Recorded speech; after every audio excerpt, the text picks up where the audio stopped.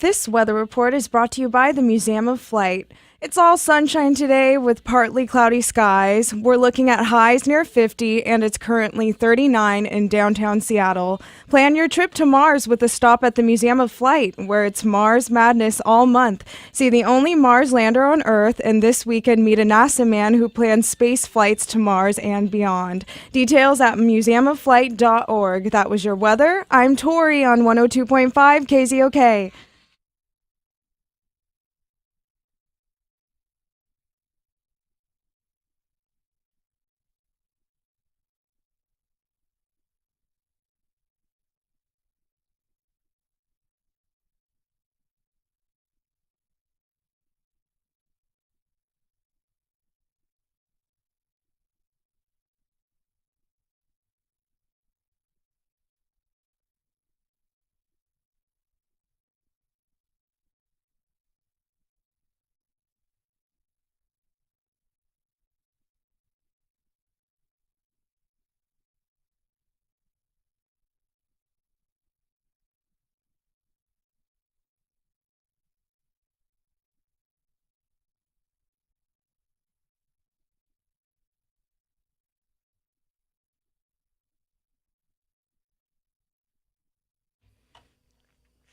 I can see clearly now. The rain is gone.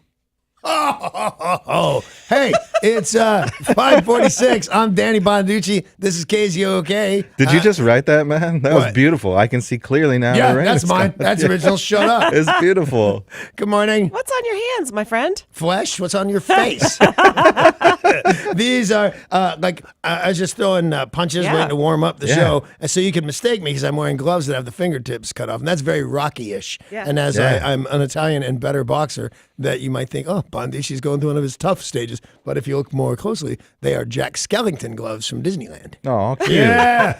But Cute. you know, in all the things Disneyland knows how to do, one of them is not make fingertip gloves. Oh, really? They're Why not is good? the pinky out of control? Yeah. What? It's longer than my actual pinky. All the fingertips are actually longer than they should be. Should be, yeah. All right, well, thank you. I feel better now. Looks like you got your pinkies cut off. It does, because I'm a very sorry Yakuza.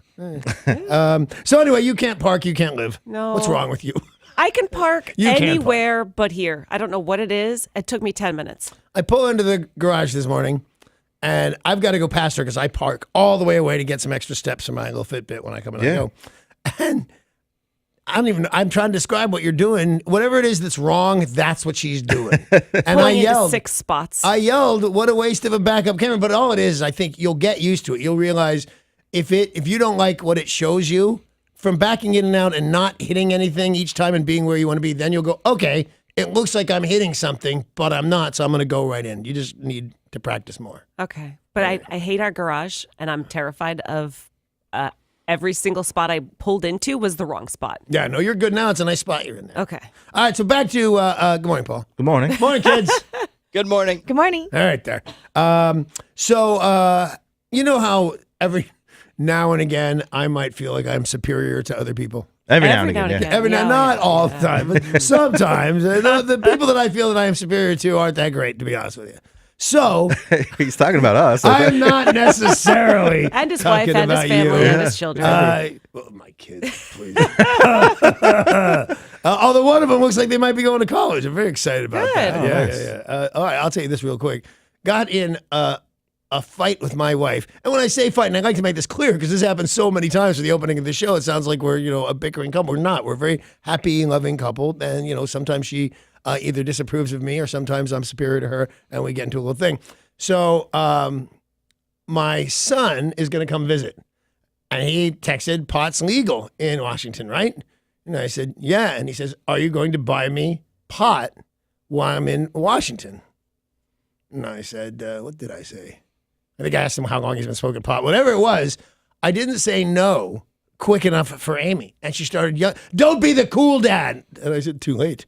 Well, to set the record straight for our listeners, your son is how old? 17.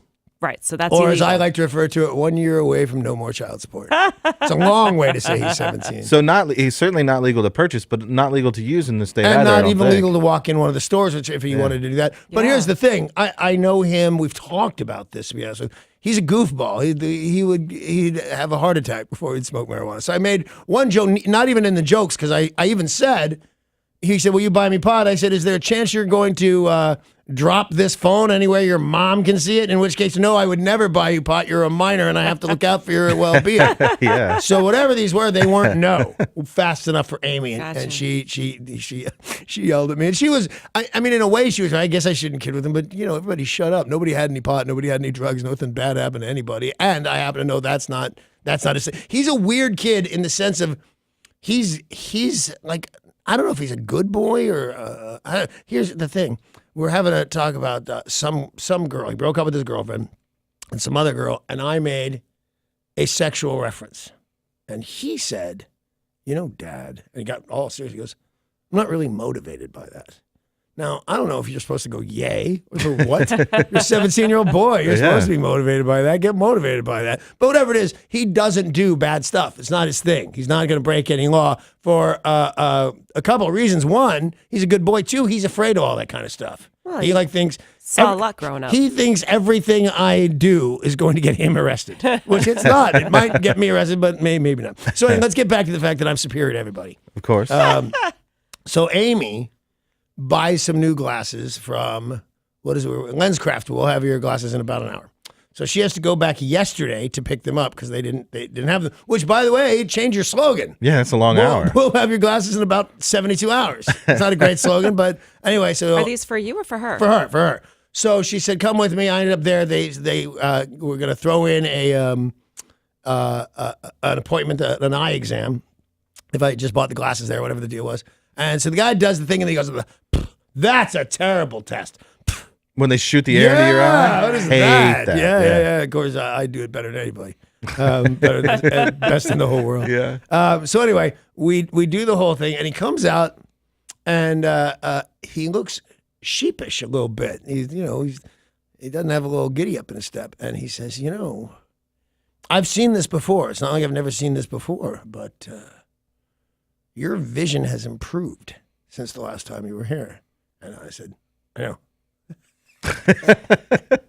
You've been eating your carrots. Which I didn't know. I didn't know at all. But he seemed like taken aback a little bit. And so then I was cool at the doctor's office, at the LensCrafters. I'm fine. Oh, that's interesting. But on the way home and then home, I'm getting better every day. I'm becoming something else, something more than just a man. And she was hip to it for like the first 15 minutes. Yeah. And then, I hate you. Please shut up. Stop telling me what's happening. Because I was becoming bionic and stuff, and I was getting better. My liver was getting bigger and or smaller, whatever the best. So that was a little And bit. she's getting worse because her vision is poor. Actually, she is getting worse. She can barely see out of one of them eyes. She's 50% away from being in Kansas. Not the state or the city, but the band. So I thought that was kind of. That's a bummer. Does she have to get reading glasses or regular lady glasses? Oh, she got these really cool kind of cat-like glasses, if you will. They were, I think, almost normal glasses in the 50s. Do you know what I'm saying? Mm-hmm. Yeah. Where they come out and do that Yep. that thing with bobber. She looks adorable, and I asked her if we could have sex with her glasses on. And how did she feel about that? She was all right. She was surprisingly good with that. Okay. And she put on her glasses and got up and everything. I said, hey, I'm almost 60 years old. I didn't mean now. I said, I got to warm up to this. What are you, crazy? What's it like being 35 and ready for everything? That was my thing. So let's see. Want to hear me about me being a jerk again? Yeah. All right. So Amy watches The Bachelor. And this is partly your fault, you guys. Amy watches The Bachelor. And Sorry. I went to bed, I went to bed a little bit early last night so she could watch it. Well, The Bachelor is all over the news this morning. Yes, it is. And Which is really hard for people who haven't seen it yet. Right. So I said to her this morning, hey, don't turn on the news. When you get up and you're going to watch TV, you should turn on The Bachelor right away because he gets all crazy and hits her. Oh, baby. So she goes like ballistic on me. I was going to say he had herpes, and I think that would have been more reasonable than he smacked the Bachelorette. But I said, because the thing they're showing on the news is that he regrets something, and they didn't say what it was. So I said, oh, yeah, he hops off and he smacks her in the head. She was so mad. Oh, because she thought you were being truthful? Yeah, and now, you know what it is? When I tell her, oh, that didn't really happen. I was just being a jerk. He has herpes. And now she thinks it's one of those two things, which it is not. It's that he's a communist. I don't know what it is, but it's something bad.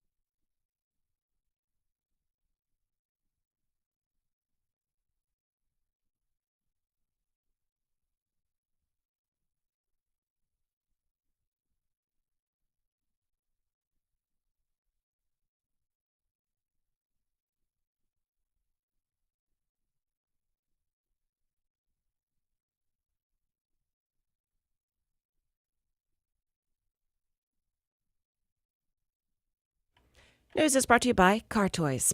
Tyee High School in SeaTac went on lockdown for about an hour yesterday after a student was discovered with a handgun. School security personnel immediately confiscated the gun from the student and took him into custody. The school went into lockdown as a precautionary measure at about 8:30 yesterday. They determined that he didn't have any other weapons or explosive devices, but he had been identified after posting to social media. As soon as he arrived at school, they knew he had posted. They found the gun. And What did he post? A lot of times these guys are just posting pictures with a weapon, which is enough. So It is? Yes. Because he's too young to have a gun? Yes. And it can be viewed as a threat. I don't know in this case what specifically he wrote because it was several different posts. But, if your kid, say it's not even your kid, say you notice a kid at the school your child goes to posting pictures on social media with a gun, that's cause for concern if they're not out hunting. I certainly want somebody to look in his backpack and see if that gun's with him at school. Yeah, absolutely. Which is what they did, and that's where the gun was. So they said there weren't any threats made, but he was booked into juvenile detention because you can't bring a gun to school. A woman was found dead over the weekend, and a nearby bunker was found with a cache of guns and ammunition. Sheriff's deputies were sent to investigate a body that had been found on vacant land near Tamarack Lane in South Camino Island. The body of the woman was found, had been there for several days. They believe that she was murdered and that it was not a random act of violence. And next, to right around the same area as her body was found, they found this cache, this bunker, supplies, firearms, ammunition. Those items were seized, and they are now looking for the owner. Yeah, you should be able to track that. Yeah. Very weird. Yeah. Both parts of it, that this random woman is found murdered on vacant land, and then a bunker is also found there. Amazon continues its efforts towards world domination. What are they doing now? Well, according to CNN Money, they are in discussions with JP Morgan Chase & Co. to expand their services to include banking. No, they can't do that. You can't be a bank. You can't control what I buy and where I get my money to buy it. When I was younger, I had a friend who went to work for Disney in Florida. And when he came back, he said it was a really weird experience. And I don't know if it's still like this, but he said they own everything. So they write you a check, and then you have to cash that check at a Disney bank. And then you go buy your groceries at a Disney store, and you go out at night, and it's a Disney bar, that they own everything. Jeez. And that he didn't like the way that felt, that you couldn't go elsewhere, that everything was sort of self-contained. And now it's like Amazon is making that effort. You're going to get a check from Amazon for working here, and you're going to cash it at our bank, and you're going to use our credit card. To buy everything off Amazon. Yeah. If not Whole Foods. Right. Well, they said this is just preliminary discussions right now, but they would like to go into banking, and that they say that, this is just the next step for them. They're I don't know. The next step was Whole Foods. Like, wait a minute. Calm down. Find how that works for you before you start banking. Yeah. Well, remember, they're going to do their healthcare company. And they do have a credit card now. And their credit card. So now checking accounts as well. Why not? Yep.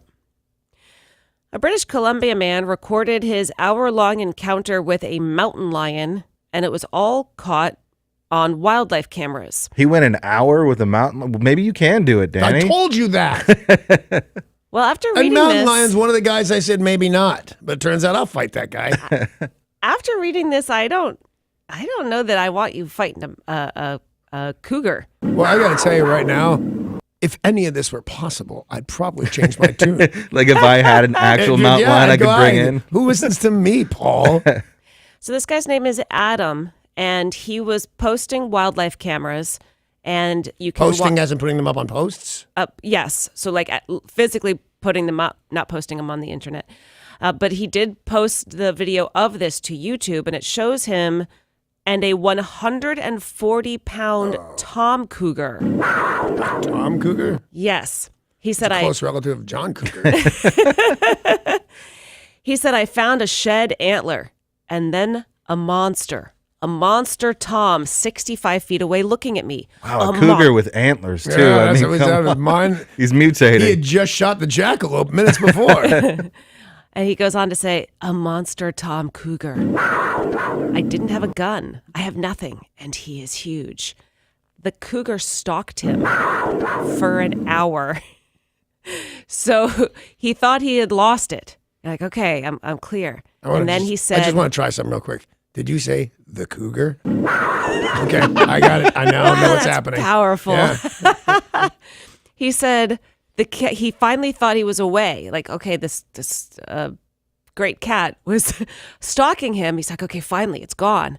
And then he said it was hiding behind a tree the whole time, watching him. He said it took him ages to shake it, but he thinks it was going to eat him up. Yum. Wow, that's crazy. I wonder if cougars are like other cats. You could just take. Sorry, I forgot about the trigger Be word. very careful. Now I we've all wonder- figured out that's happening. I wonder if mountain lions are like other cats, and you could just take a laser pointer and distract them. I didn't know what to do. I didn't have a gun, but I had a ball of yarn. Right. 140 pounds. I don't want you fighting that. That's not a small kitty cat. No. It's a cougar.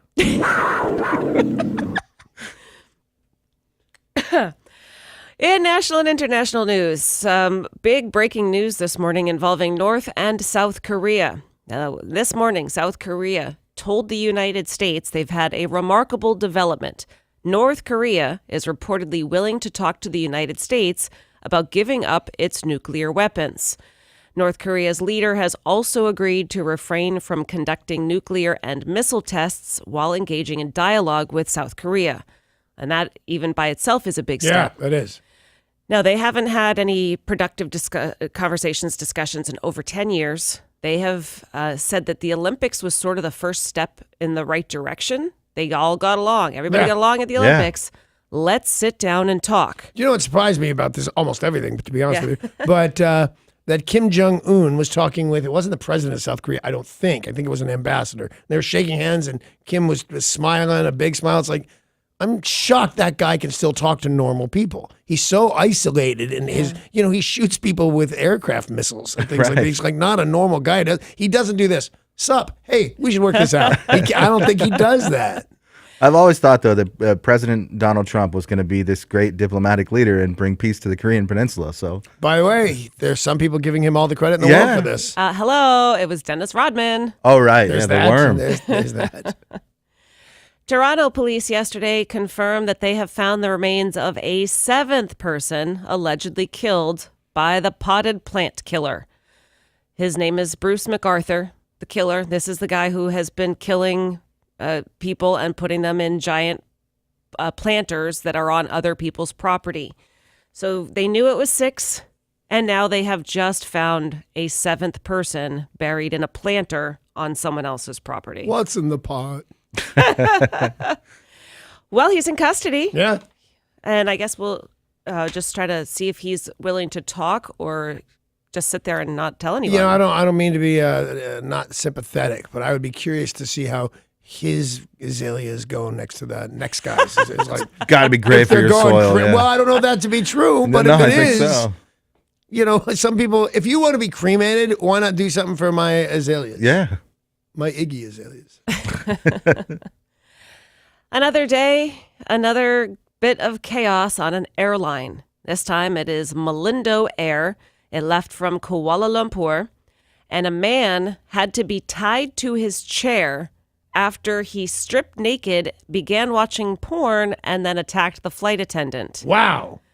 Now, initially, they said, you can't do that. You can't do that. Yeah, you can't do that. No, you can't do that.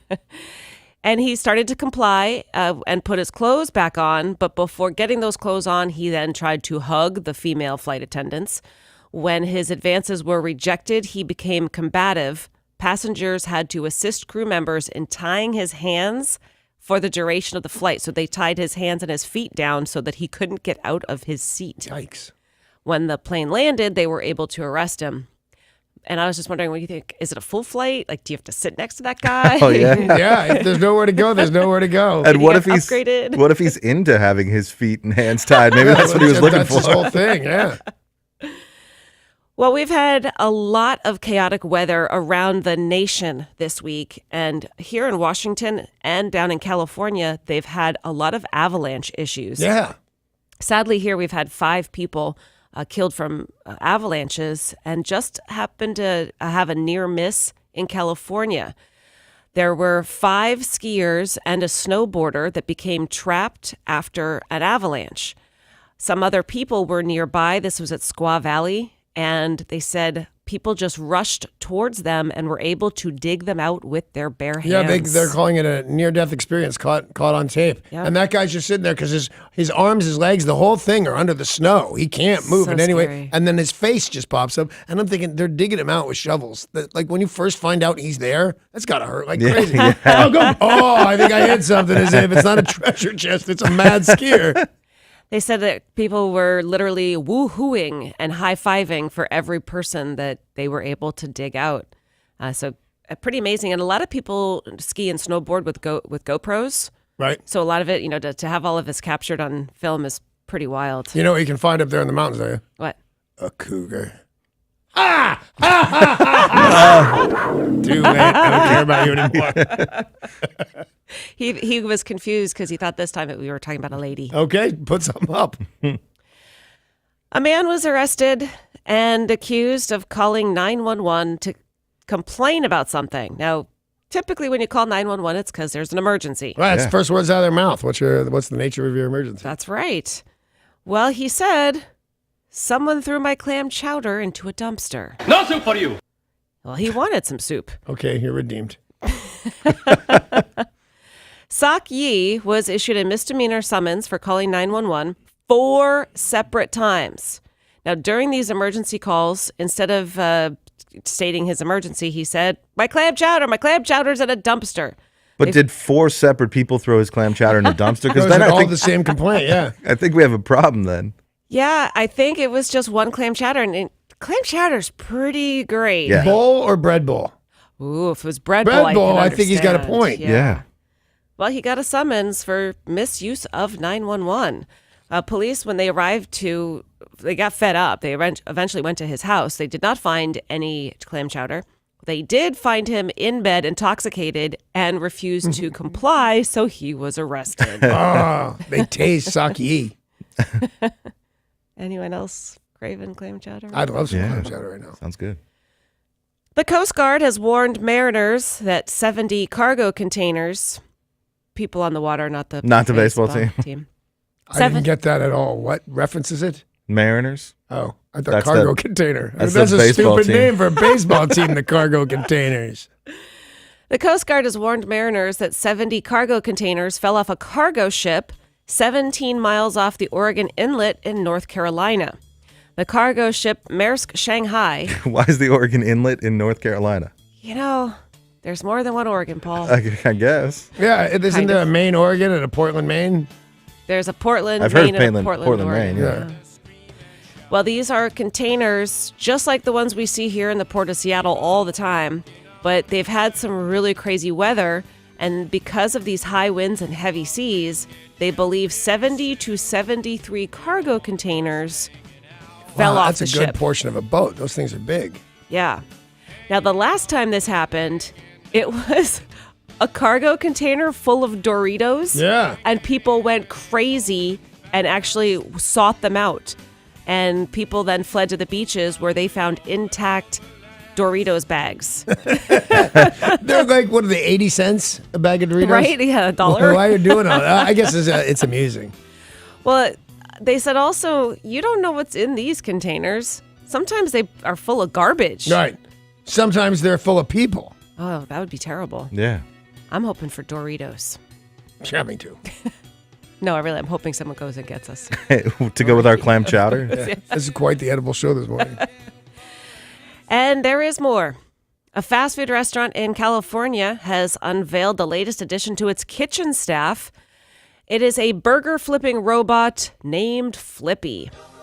This Really? is a chain eatery called Cali Burger, and it announced its location in Pasadena has a robot flipping burgers. And if I'm not mistaken, Cali Burger is brought to you by one of the high ups that used to be at In-N-Out, yeah. In-N-Out Burger. Oh, wow. It's essentially an In-N-Out knockoff. Yeah, we they have one sue here. him. Yeah. Yeah, they've sued him several times, but for whatever reason can't win, even though he ripped off their logo and all of their recipes. Oh, wow. But we have one in Capitol Hill. It's The supposed to be recipes very, very good. for their burger. Well, your grilled burger. Yeah. You put it between a couple of buns. Can't feel that.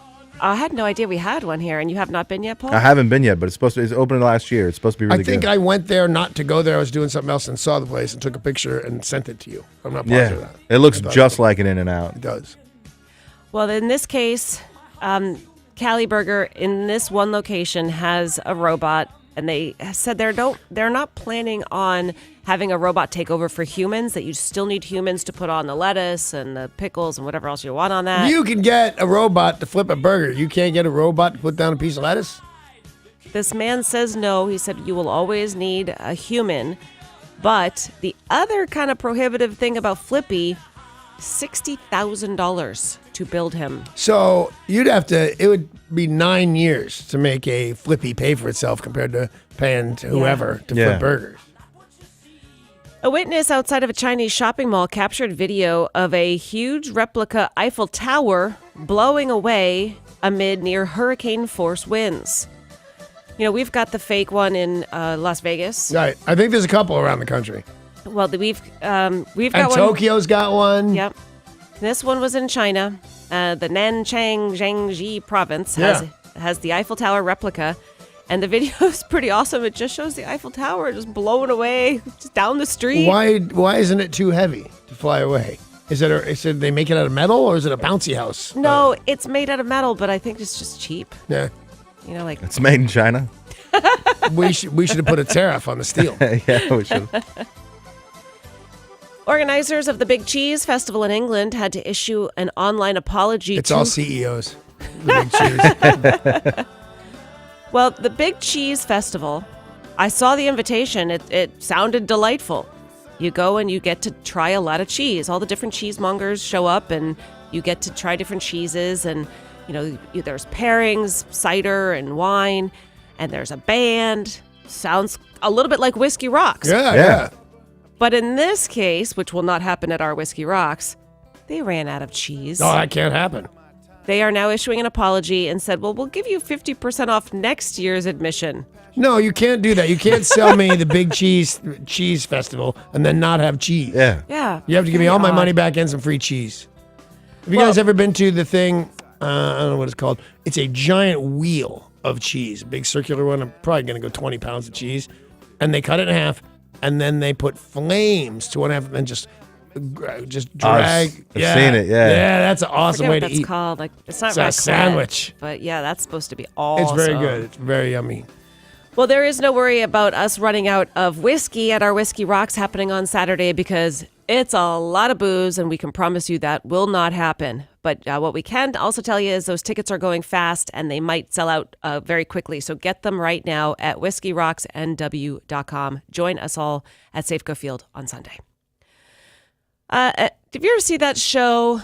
I remember one of the Jonas Brothers was on it. I forget the name of it, but like you would stack cups and you would do all sorts of party tricks. Yeah. I can't remember the name of it, but Me either. the cup stacking one is something that's also very popular with kids. There are a lot of kids who compete. That Anna Kendris person, no, maybe not, whatever her name is, she does it in Pitch Perfect 2. Oh, okay. And she does it really, really well. Well, there are a couple other variations on that, and one of them is flipping plastic bottles. So imagine one of those handheld Perrier bottles like you have, or a water bottle. They're partly full, and you have to flip it up, and it has to land right side up. Right. It's like doing a somersault. Well, an Ohio State University athlete is now going into the Guinness Book of World Records for flipping plastic bottles. He flips 63 in 1 minute. Okay. And why does he do that? I think... To get in the Guinness Book of World Records, Yes. I guess. Yes. Yeah, I smashed 100 eggs with my face. Yeah. Man, that was stupid. The video is pretty cool. We put it up right now at KZOK.com, but you wonder, like, how did that happen? And I know, Danny, you did try for a while to get into the Guinness Yeah, Book of World I did a Records. couple of them. And I personally felt I was successful with the eggs. Yeah. I was covered with eggs, blood, and stuff that appeared to be snot, but wasn't. It was the whites of an egg. And I thought I broke 67 or whatever it was in the minute's time. And they said there were a couple problems with it. And one was that I didn't have anybody from the Guinness company there. Yeah. Oh, yeah. But this on videotape. Why do I have to? They'll send you the videotape. Yeah, they're very particular about that, but I guess you could try again because No. there's so many different categories. This one wouldn't involve blood and sweat. I and- want to go with longest time Albumin. without getting a star on the Hollywood Walk of Fame. That game show you were talking about was called Minute to Win It. Minute It to was Win It. Yeah. hosted by our friend Guy Fieri. Yeah. Oh yeah, I forgot And his about that hair. part. Is he our friend? And his sunglasses. He's your buddy? He's your friend. He's been very nice to me. Why is he his buddy? I don't know. I don't think Derek knows him now. I've eaten at all of his diners and All right, dives fair. and drive-ins. All right, that's fair. It's time for today's Things Are Not Right in Florida story of the day. Yay!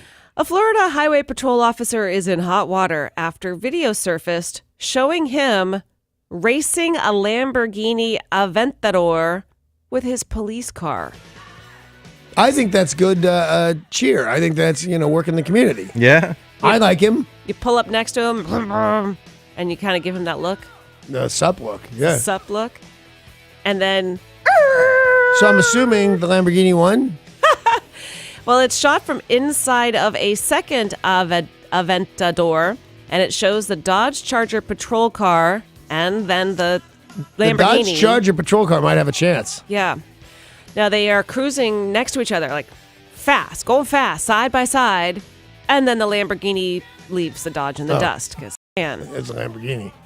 But then this video surfaces, and I know you think it's a nice sign of good cheer. Yeah, what is it? Public relations. Yeah. Yeah. Yeah. I bet the chief of police thinks differently. They're having a word with the officer. Bummer. They said they're not sure he's going to be fired or anything, but it's not the best. Don't fire decision. the fun cop. Yeah. Send him to schools and stuff like that and talk about, tell the school children about the day I raced the Lamborghini, kids, and learned my lesson. It'll be perfect.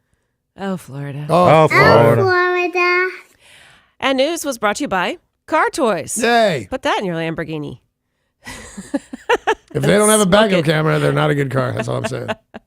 We're going to take a very quick break. When we come back, some bad news for Mick Jagger. Uh-oh. Why was someone arrested right after the Oscars Sunday night? We got a weird story here. A familiar face is set to return to the Seattle Mariners. It's official. We will give you all the details next at Sports.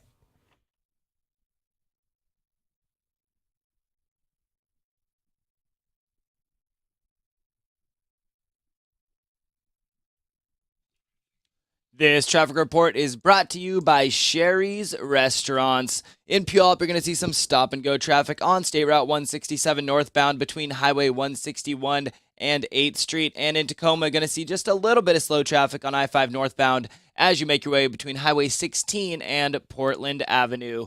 Sherry's Spring Berry Pancakes are here. Choose from blueberry, raspberry, or triple berry toppings with whipped cream and powdered sugar on a stack of fresh, fluffy buttermilk pancakes for just $6.99. Add eggs, breakfast meat, and hash browns for $3 more. Sherry's, simply great food. I'm Derek, and that's your look at traffic on 102.5 KZOK.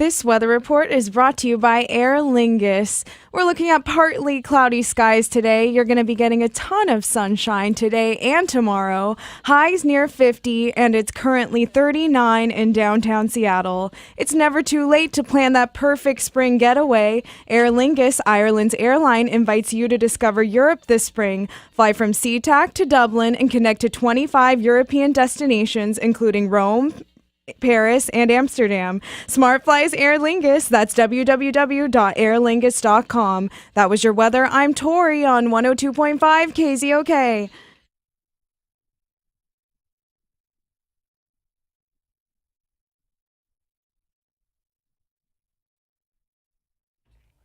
Starting with some music news, Mick Jagger's most recent girlfriend is a 22-year-old producer named Noor Al-Fala. Jeez. Only she was just spotted having a cozy dinner in Los Angeles with a billionaire named Nicholas Berggruen. Now, she is from a very wealthy family, Kuwaiti-American family, and they've been dating ever since he split with his 31-year-old ballet dancer girlfriend, Melanie Hamrick. But now there's pictures of her with the billionaire on a double date They are on a double date? at Mr. Chow's. Because you have to know somebody pretty well to double date. I'm thinking, she could just be with some billionaire guy. That happens every day. Yeah. But when you're one of four people at a table and you got to keep the conversation going and stuff like that. Yeah. By the way, Mr. Chow's, excellent restaurant. One of my first dates with Amy. Well, that's nice. What I'm wondering, because I can't keep them straight, maybe Tori, you remember, is Melanie Hamrick, the ballet dancer who's 31, the baby mama? Yes, that's the baby mama. That's the baby mama. So he's already moved on from the latest baby mama to the 22-year-old. He has, and I'm a little shocked. She's not she's cute, but she's not oh my God. She's The not a new model. girl. You're saying the new girl, the 22-year-old? The little young one, 22. Well, maybe there's things that she can do or is willing to do that some other women aren't. Excuse me, maybe it is her mind. Yeah, that's what he meant, was carry on fantastic conversation. No, that's not what I meant. I meant weird sex stuff. But I appreciate the effort, man.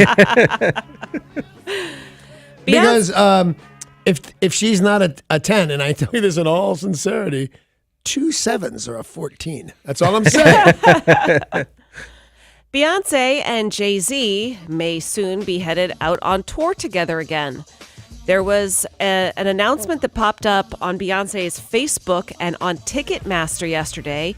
Now, the last tour they did together was called On the Run, and this was a post that said On the Run 2, and it had a date in Philadelphia, but then somebody removed it. So you remember last time this happened? With Pearl Jam, yeah. It was Pearl Jam. And what happened after that? They announced the tour. Yeah. They announced a big tour. So it looks like Jay-Z and Beyonce. All right, is it clear that Jay-Z is the opening act? Who opened last time? I would imagine that's what happened last time. I would think so, yeah. Just if you look for, I was going to say records sold. I don't know, but she's the big draw. She's a big star. Yeah. People want to see the costume changes and all that kind of stuff. Jay-Z's the guy that's going to get out there and rap. So I think, could you muscle up your ego? Say you and a Holiday are married and have big singing and rapping careers. Yeah. Could you be her opening act? For the money that tour pays, yes, I could. All right. Well, he's a billionaire. Yeah. Or close. On the Run, the tour raked in more than $100 million when they toured in 2014. Wow. That's a lot of loot. That is a lot of loot. Sunday night, live from the Forum in LA, is our 2018 iHeartRadio Music Awards. It'll be bringing together some of the biggest celebrities and artists on stage and, of course, in the audience. And you can watch it all unfold on TBS, TNT, and True TV. And later in the show today, we'll reveal another one of the award winners before it even happens. Very exciting stuff. Spoiler alert. Oh, yeah. That's a huge... What are we doing? We're 'Cause giving it's out fun, one of the man. awards Yeah, we are. before the thing? Yeah. Hope the bosses aren't listening. That seems inappropriate at the very least. Hey, with the internet these days, you can find out anything. Yeah, that's true. Well, we talked about the Oscars. On Sunday night, a lot of people talked about Frances McDormand. Her awards, her award acceptance speech, most people really loved. I know, Danny, you weren't a big fan. I thought, first of all, she was having an embolism. Yeah, she got a that little thing, screechy. That very weird talking to dolphins for a second. Yeah. That's her. Yeah. That's really a grown woman right there. And the other thing, stand up, women. Stand up. You know what? If that was a man doing that, they'd all yell, "Don't tell me what to do." Yeah, but men are paid more than women, and men are better represented at the Oscars. Are you talking about in show business? Because that irks the hell out of me. That men are paid more than women? In show business, okay, especially. Check Jennifer Lawrence's last movie and ask me anybody who made anywhere in the ballpark as much money as she did for the same exact job. Right, but one of the examples was Mark Wahlberg getting $1 million to recut one scene, and his co-star, not even just supporting actress, his co-star got paid $80. And the real bad news on that, as far as I'm concerned, they had the same agent. Yeah. That agent negotiated that. But do you remember her name? It's Michelle Williams. Oh. I was going to say, because she said Mark Wahlberg and his co-star. Yeah, so I thought, exactly. well, you know Mark Wahlberg's name. Exactly. Well, another strange thing that happened, other than Frances McDormand going, Oh That is so weird, man. I love her. I think she's a fantastic actress. Yeah, absolutely. That was the weirdest laugh ever. Play it again, Derek. You have to say I mean, you have what to is say that? cougar if you want him to do anything. Derek sleeps until you say cougar. And then he plays Francis McDormand. Wait, so if we say cougar, that's what happens? If we say dolphin, the other thing happens. All right. Frances McDormand, after she won her Oscar, someone stole her trophy. Right. Now, she was awarded the trophy, and then a man stole it. A crazy man. So you saw the pictures of him. Yeah. His name is Terry Bryant. He shot video of himself and then posted it, which was not real smart. From the governor's ball, though, right? Yes. So And he got in. And so you saw it, right? Yeah. Did you think he was a dangerous lunatic, or at least a lunatic? Yes and yes. Me too. A, how did he get in there? And B, do the rest of the story, because I have thoughts. All right, so this guy's name is Terry Bryant. He shot video of himself holding and kissing the trophy, saying, "This is mine. We got it tonight, baby. Who wants to tell me congratulations?" He was later stopped by a photographer who recovered the trophy, because it says right on there, Frances McDormand, and gave it back to her. Now, he is allegedly a member of the press. Somehow he got a press pass Right. or stole a press pass and then stole her trophy. So, but here's the thing on that. Did he try and leave the property with it? Was he found outside? Because I mean, if I just saw her Oscar right there, I'd pick it up maybe and go, "Hey, look what I got! Yeah. I'm world's tallest dude and handsomest. I'm the one with the best smile." So maybe if he weren't so crazy and he weren't pictured like licking the Oscar and stuff, that I'd say this was just a little gag. He was telling, because he said at one point, "Hey, I won this for best producer." That's not even a category. There is no best producer category. Weirdo. I think he was just. I didn't like him, so put him in jail. I don't care about him, but. If it were me, I'd go, "Hey, I was kidding, man. I saw it there. I took a picture with it. Yeah, Shut up." It was a gag. Well, I would like to think that somebody sanitized it for her, because he was licking it and kissing it and being weird with it. I would demand a new one. Yeah. I'd say, "Can I have one without that guy's DNA on it?" That'd be cool. Do they have a box of spares in the back? They do. I think actually they do. Yeah. They don't have the names and stuff on them because they've been known to break before. Sure. One was broken intentionally by Marty Feldman. Okay. He how'd this go? I forget. So he handed it to a guy and dropped it on purpose because it was set up to break. Oh. And they're going to do a bit about it. And the guy had super fast reflexes and caught it before it hit the floor. So Marty took it away from him, smashed it again. And everybody wondered what's happening. They were interviewing the actress Haley Mills, who is now, I don't know, probably in her 80s. Yeah, she was a kid star, wasn't she? She was a kid star. And back in the day, they gave the Academy Award to, I think they called it like the Adolescent Award. Yeah. So it was like a mini Oscar. And she says she doesn't know what happened to hers, that she moved so many times that she lost it. But she was the last person to get that. But it was like a child star version of the Academy Awards. So you didn't even get a real one back in her day. Well, because I remember I don't remember, but they gave one to Shirley Temple. And it She was was miniature. the first one to get it, yeah. And like everybody was up in arms. Give the kid Yeah. a real live Academy Award. She's selling tickets. Yeah, she was the first one, and then Haley Mills was the last one, and they're like, okay, maybe we should just count them as real people. Kathy Griffin, you remember her? Yeah, I'm over her. Well, not everybody is. But I'm not overhearing about her. I'm interested in hearing about her. She is getting another shot going on to television. She'll be appearing on HBO's Real Time with Bill Maher next week. Now, she will be on the March 9th episode. What day is it? Tuesday. That's Friday. Right. She's going to be on Friday's episode. Other guests scheduled are Anna Navarro, conservative blogger Eric Erickson, New York Times staff editor Barry Weiss, and a stand-up comedian named Trey Crowder. And Kathy. All right, that'd be interesting to see what happens there. Finally going back on TV. Bill Maher. And he won't let her get away with too much. Oh, he might encourage her. Yeah. Yeah. Sony Pictures has officially dated their long-delayed The Crow reboot. Well, you shouldn't date that. It's weird. This will be coming out on October 11th of 2019, which suggests filming should start pretty soon. Now, they've talked about this coming back for a really long time. The Crow reboot will be starring the incredibly handsome Jason Momoa. He will be the Jason title. Momoa. Aquaman, Oh, yeah. the Dothraki guy from Game of Thrones. Look at him go. And production is set to begin next month on the third season of Netflix's smash hit Stranger Things. That's not coming out till next year. We know that the season will be 8 episodes long, and it turns out the daughter of Uma Thurman and Ethan Hawke will be one of the new stars. Oh, neat. She looks a lot like Uma Thurman. Bummer. You should have looked like your dad. If you're going to roll the genetic dice, you should have gone with daddy's side of the gene pool. I'll take her teeth over his any day. I will take those crazy bug eyes over anybody. I find her distracting. She's an unusual looking woman. Who was that woman in Leaving Las Vegas? She's been in a ton of movies. She was Elizabeth in Shue? California, something. Elizabeth Shue. Oh, okay, I got the wrong girl. Somebody else has big bug eyes. Tori Spelling. Ew. Yes, that's what I meant. Who else has the big buggy eyes? I don't know. Maybe I had the wrong girl. But 8 episodes of like a huge smash show, like that seems And like not a till really short next year? season. Yeah. It's unfortunate, and those kids are going to be growing up so fast. That happens, and you come Yeah. back. It's like a new cast sometimes. I mean, one of the major reasons the Partridge Family ended was I was no longer adorable. I was just fat and weird looking. No, you're still adorable. Well, no, Dan. I've gained my adorable back, but thank you.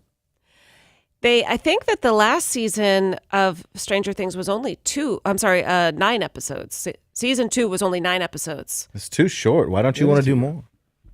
I don't know. Why drag it out? In my day, you did 13 and 26.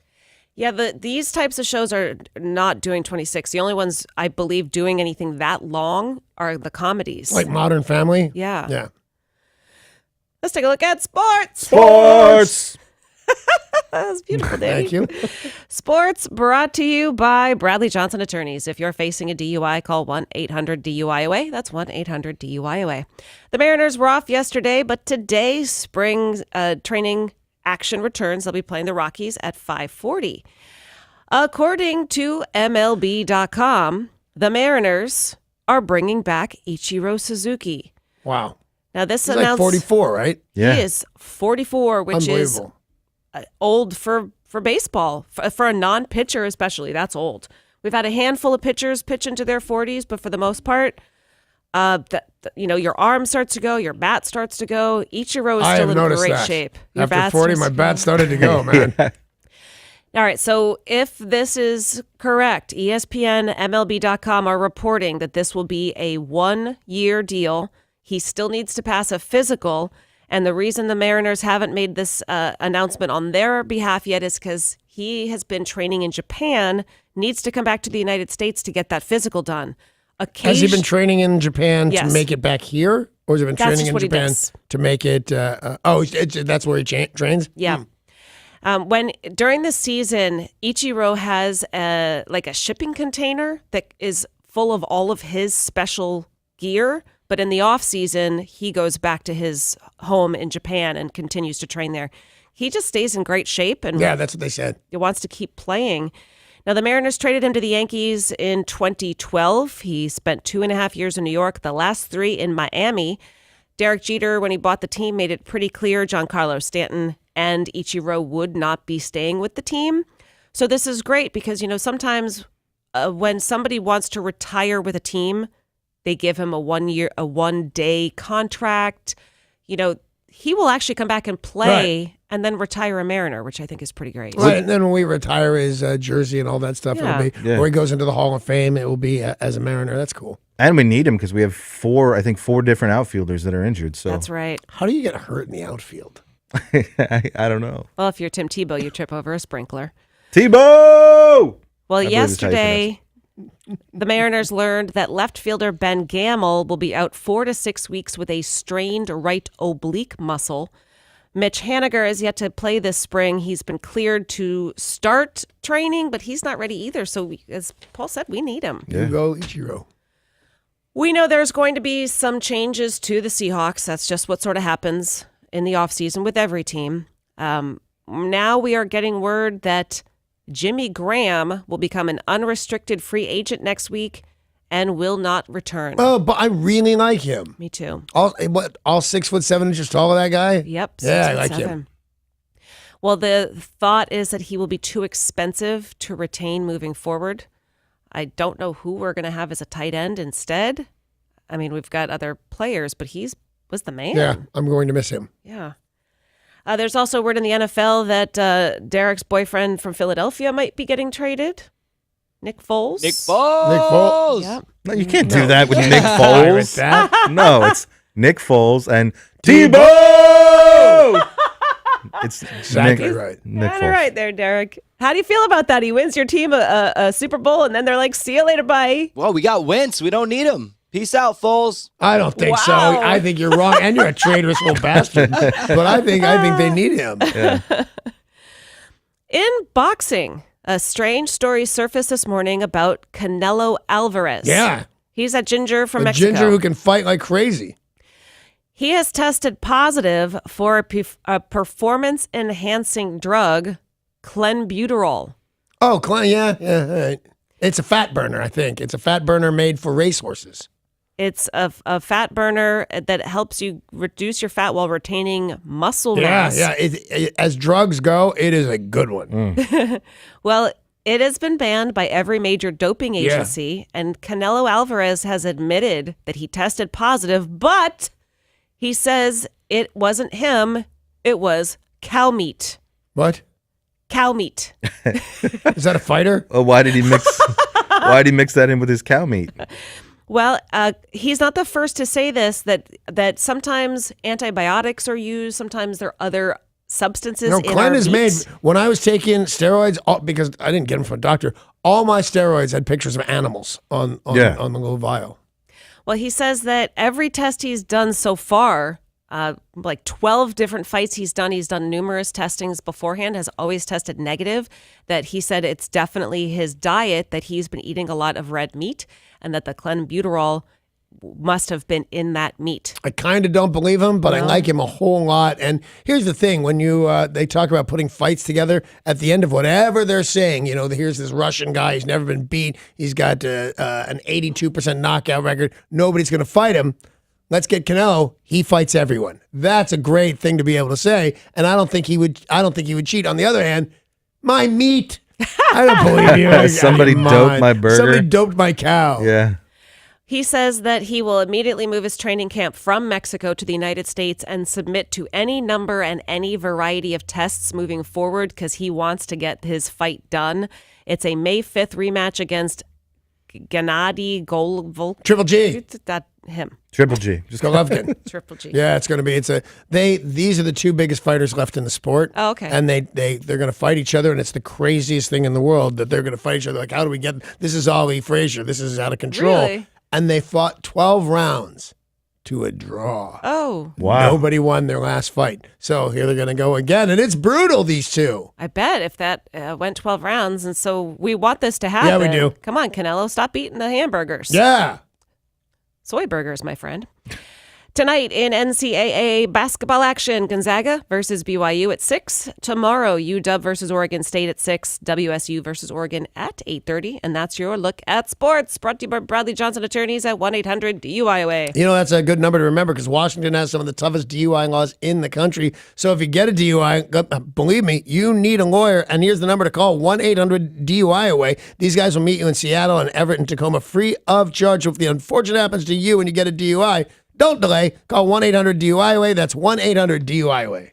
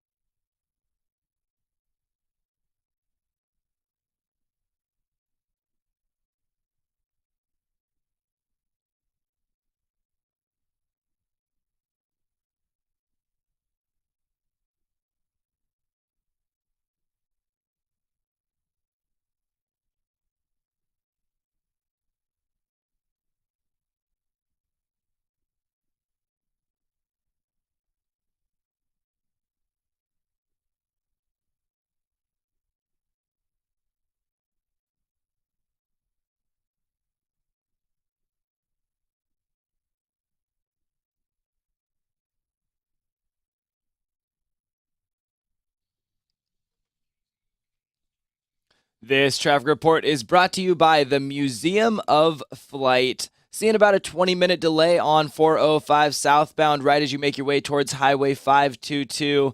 And on I-5 northbound at 200th Street, we have an accident that is currently blocking the shoulder, causing some minor traffic delays. Plan your trip to Mars with a stop at the Museum of Flight, where it's Mars Madness all month. See the only Mars lander on Earth, and this weekend meet a NASA man who plans space flights to Mars and beyond. Details at museumofflight.org. I'm Derek, and that's your look at traffic on 102.5 KZOK.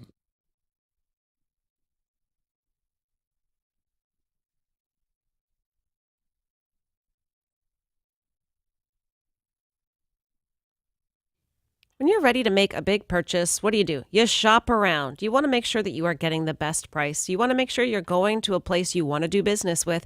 And that even works with your engagement ring. At Shane Company, they want you to go shop around. Go see what other jewelers are going to offer you in quality and service and value. And then go into Shane Company because the difference is going to amaze you. You notice it right when you walk into Shane Company. It is bright. The people there have smiles on their faces and they are ready to help you. And they don't work on commission. They just want to help you find the ring that is perfect for you. They know how important it is.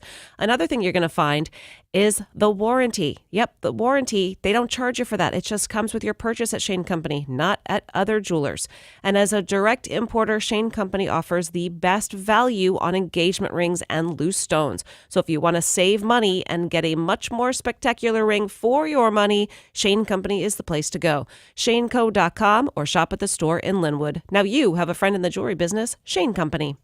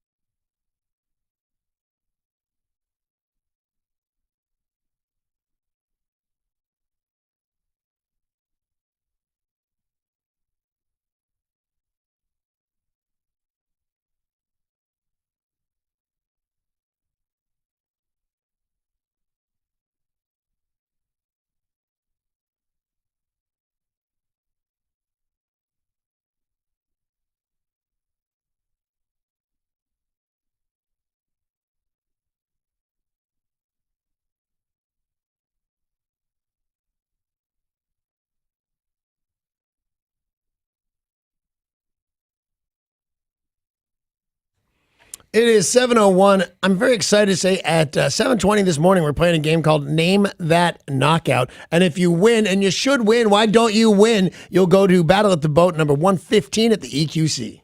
We were talking in the news about Apple's spaceship headquarters, Yeah. which is all glass and modern and crazy. It's not Futuristic. exactly a spaceship headquarters, though. It looks like a spaceship. Yes. It's not like they got a pile of spaceships just laying around. They're not joining Elon Musk in All right. space. No, but it's all glass. It's futuristic. And while it looks pretty amazing, they said the problem is people keep banging into the walls. And the other thing is, on dares, everybody keeps throwing stones, which is weird. But imagine you're at work and you just look over and there's Steve breaking his nose, walking into a glass wall, door, whatever it is. It just wasn't the smartest thing to do. And, you know, a lot of us have seen weird things in the workplace. I see one every day. That's you. Why'd you look at Tori? No, I was just looking around to see what it was because mine, the weirdest thing I ever saw, a weird thing, not the weirdest thing I ever saw, was at my old studio at the Loop in Chicago. There was a swing hanging from the ceiling. That's cool. And people, it was really cool, but it was used for total debauchery. Remember, it was bet. the late 80s, early 90s, and us wacky shock jocks were doing all sorts of weird stuff with chicks and ice cream. Yeah. Yeah. I remember That's a Pam real one, Anderson and what's his butt? Tommy Lee. Yeah. I worked in that house too. They had one of those sex swings. No, it's just a regular swing and went over the piano. I mean, if you have they sex called in it it, a I sex guess you swing. call it a sex swing. But that had big high ceilings. That was a great swing. I don't know. You know what that house is now? Rehab. It's a sober living house. Yeah. And That's crazy. Yeah, a kid drowned in that pool. There's They had some sex bad in that mojo swing. in that. It was so weird. That house. I had a boss who, for some reason, thought it would be a good idea for her morning show to have a stripper pole. So she had a stripper pole put in the on-air Yeah. studio. That did not get a lot of use. That's just weird. That's an insurance nightmare right there. A bunch of disc jockeys. That was like Derek's dream job come true. Can you imagine Derek swinging from the stripper pole? I bet you have skills though by now. Oh, I bet it's a great workout. There's so many weird situations you can be in. You know, at work, it's an office for a lot of people. You go in and Right. it's an office, but there's always something unusual that you see. I mean, one day I went to work and I saw my partner in his underwear, and then somebody brought in snakes. This is you, man. Why don't look at me confused? I didn't know it was me. I don't remember working in my underwear with snakes, but it's been a long career. I may have worked with my underwear with snakes. It seems like me. Well, you guys listening, when have you seen something unusual in the workplace? What was it? Call us now and tell. 800-252-1025.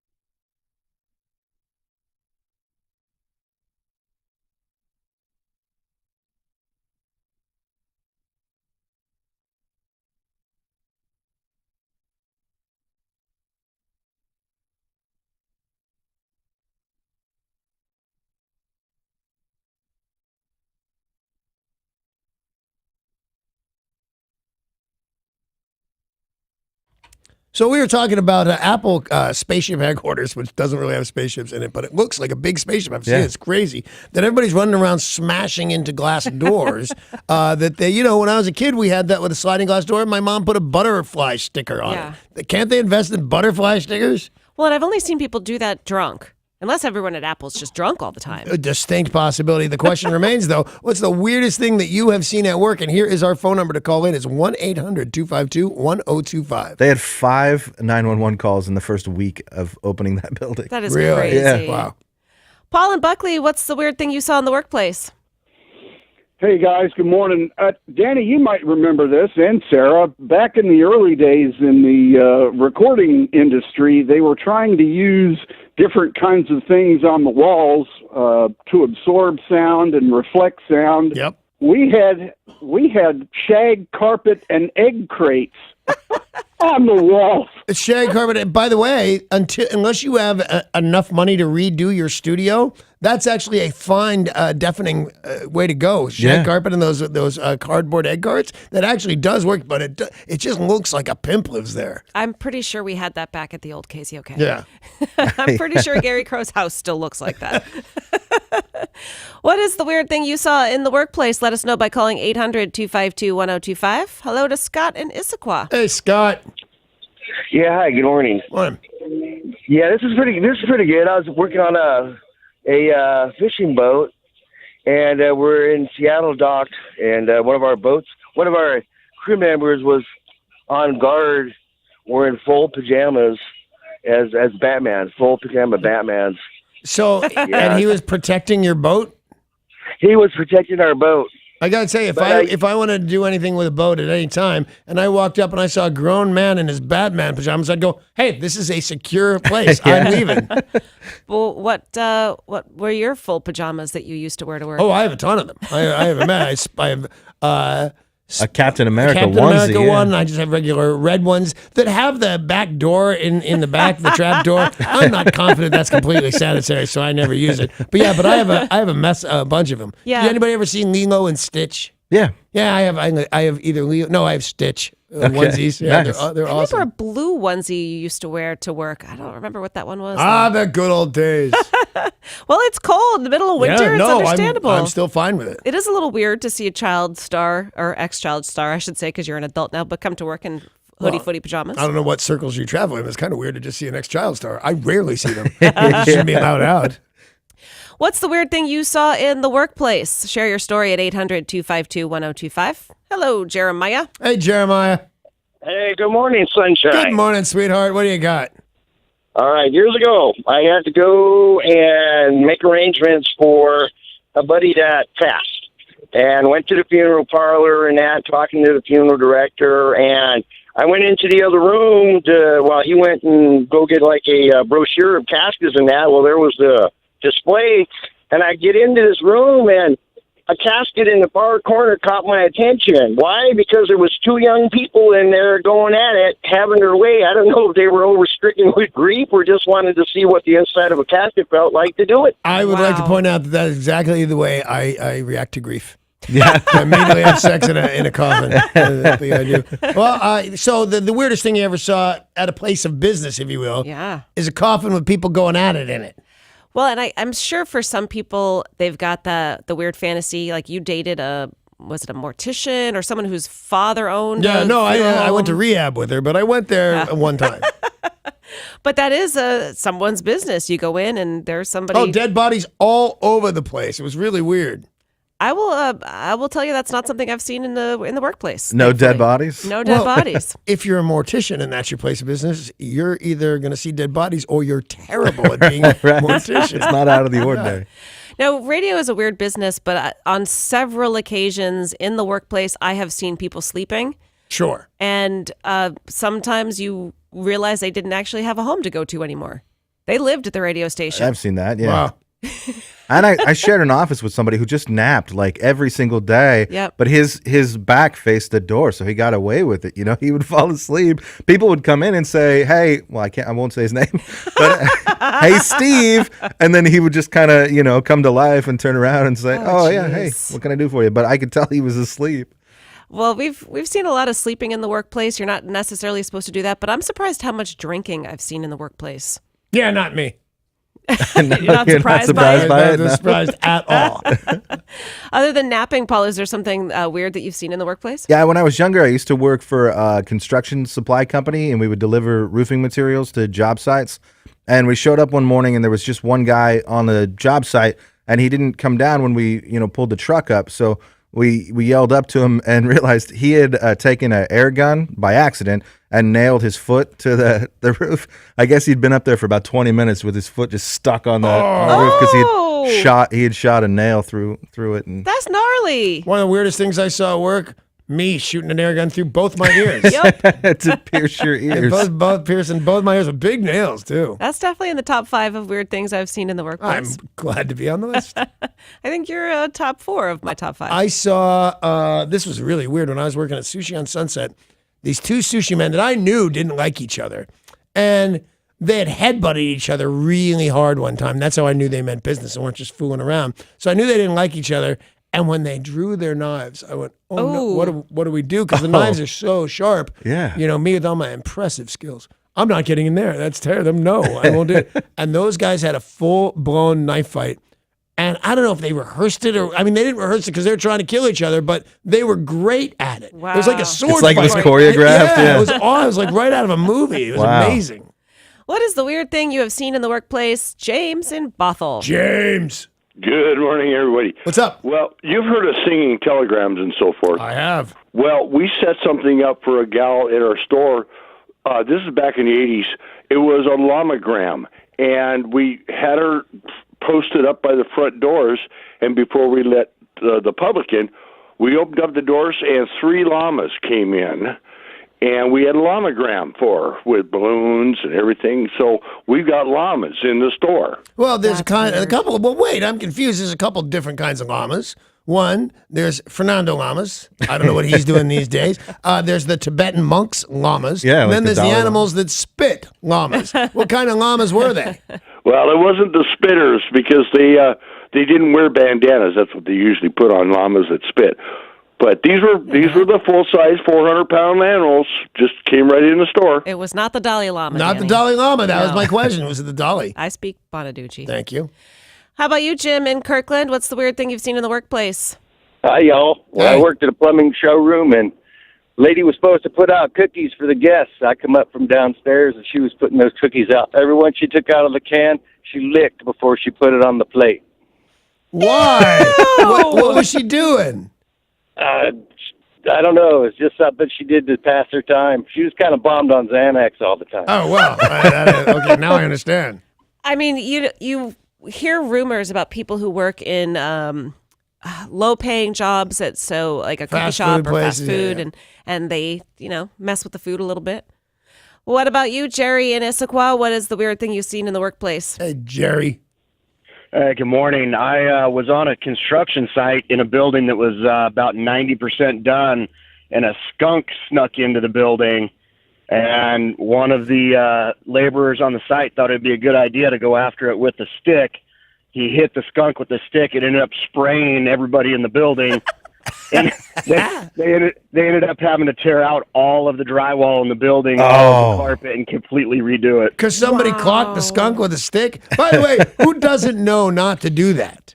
A dumb guy working. I mean, manual that's labor. crazy chasing a skunk. He was inhaling too much drywall. That's I'm what guessing. it is. Yeah, you would think that's one of those things that even like Jelly Bean at age 6 would be aware of. I would think so. Yeah, everybody's afraid of skunks. Even I'd Tori. rather fight a puma than a skunk. Not a cougar, though, right? That's different. Tori, have you seen something weird in the workplace? This kind of goes off what you said, but the other day I walked in here and there was a pile of 5 pillows. Like, this was yesterday, and I was convinced that a ghost maybe came in or something, but then one of our coworkers came in with some messy hair and was like, "Oh, I was just taking a nap." I'm like, "In our studio? Okay, that's cool." Wow. Oh, wow. I Is love that a that her thing? knee jerk is that it was a ghost. Well, Right. you know. That's the go-to with Tori. See a Yep. pillow, it's a ghost for sure. And it's very polite of you not to say who it is, but when the mics are off, I need to know. Oh, I'm It's telling Amanda. you. No. It's not Oh. Amanda. She doesn't work then. Steve Slayton. Oh, Slayton. Yeah, that's who it is, you guys. The It's Silver It's all Fox. Steve. The Silver Fox was snoozing.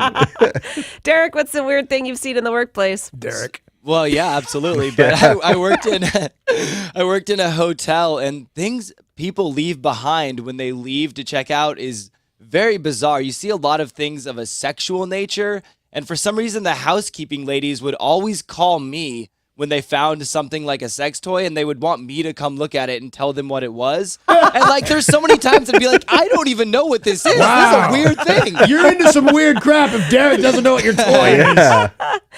Oh, look at the time. What time is it? Let's get ready to play Name That Knockout. Name that knockout. We are giving you tickets to Battle at the Boat 115 next Saturday night at the Emerald Queen Casino. If you want to win and play, call right now, 800-252-1025.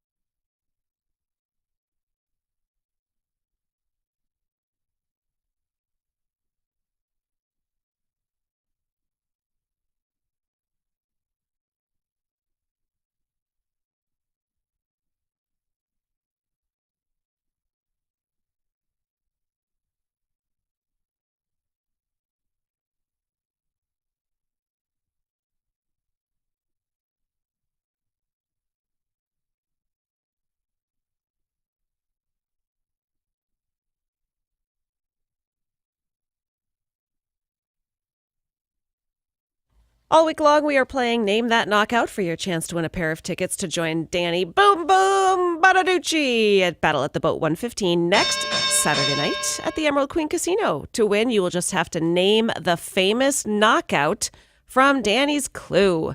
Bill in Auburn is our contestant. Hey, Bill, how are you? Fine and dandy, sir. Cool. Let me ask you a couple of questions. One, do you understand the words that are coming out of my mouth? I most certainly do. All right, then. Do you understand the rules of the game? Yeah, I believe so. All right, then. Here we go. This knockout's sex appeal and breathless manner of speaking led to dozens of film roles in her relatively short career. She graced the pages of the very first Playboy magazine and taught us all that gentlemen really do prefer blondes. This knockout famously frolicked with a major leaguer, a top-notch playwright, and even a president of these here United States, although some say that last one was just a conspiracy theory. Can you name that knockout? I most certainly can. Well, Shall go. I now? Yeah. Marilyn Monroe. Marilyn Monroe is that knockout. That was is a tough one correct. today. Happy birthday, Mr. President. Oh, I'm putting Marilyn Monroe right in your box. There you go. And I'll put me in Congratulations hers. to Bill. You've won a pair of tickets to Battle at the Wow. Boat 115 next no. Saturday night at the Emerald Queen Casino. Pick up your tickets at the Jeep winners window in our lobby. And the rest of you join us again tomorrow of another exciting round of Name That Knockout. Name that knockout.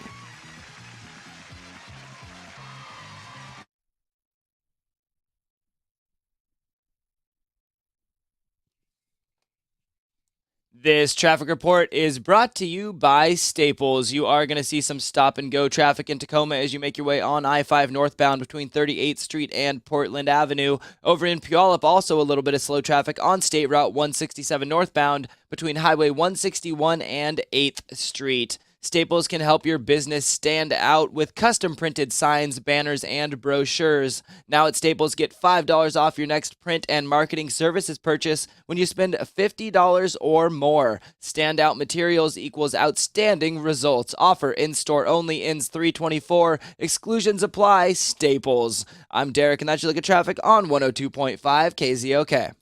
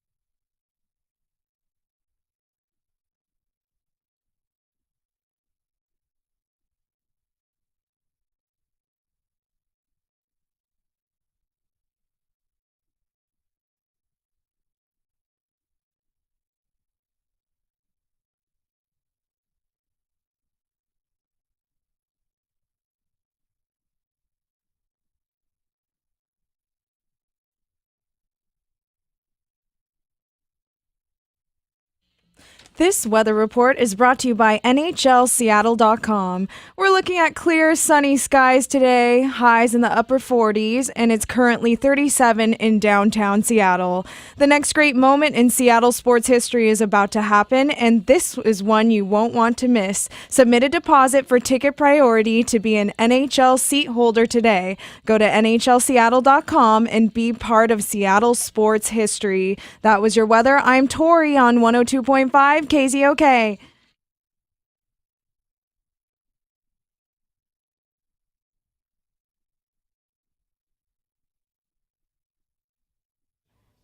Coming up in just a couple of minutes, it's the big news of the day. Some of the stories we'll be talking about, it turns out there is one big thing that the older folk are doing much better than millennials. Some shocking data about what millennials are doing wrong. The priciest home in America is about to hit the market. Wait till you hear about this place. Cool. And the ratings are in about this year's Oscars. We'll tell you the latest next.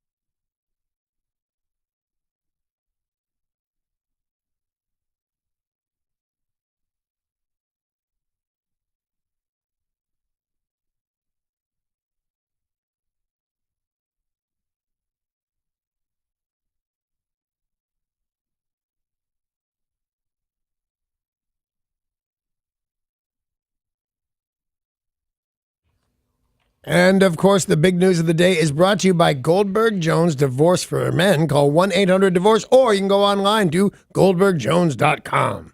A strange story has been released by the Federal Trade Commission, one that might just raise some eyebrows.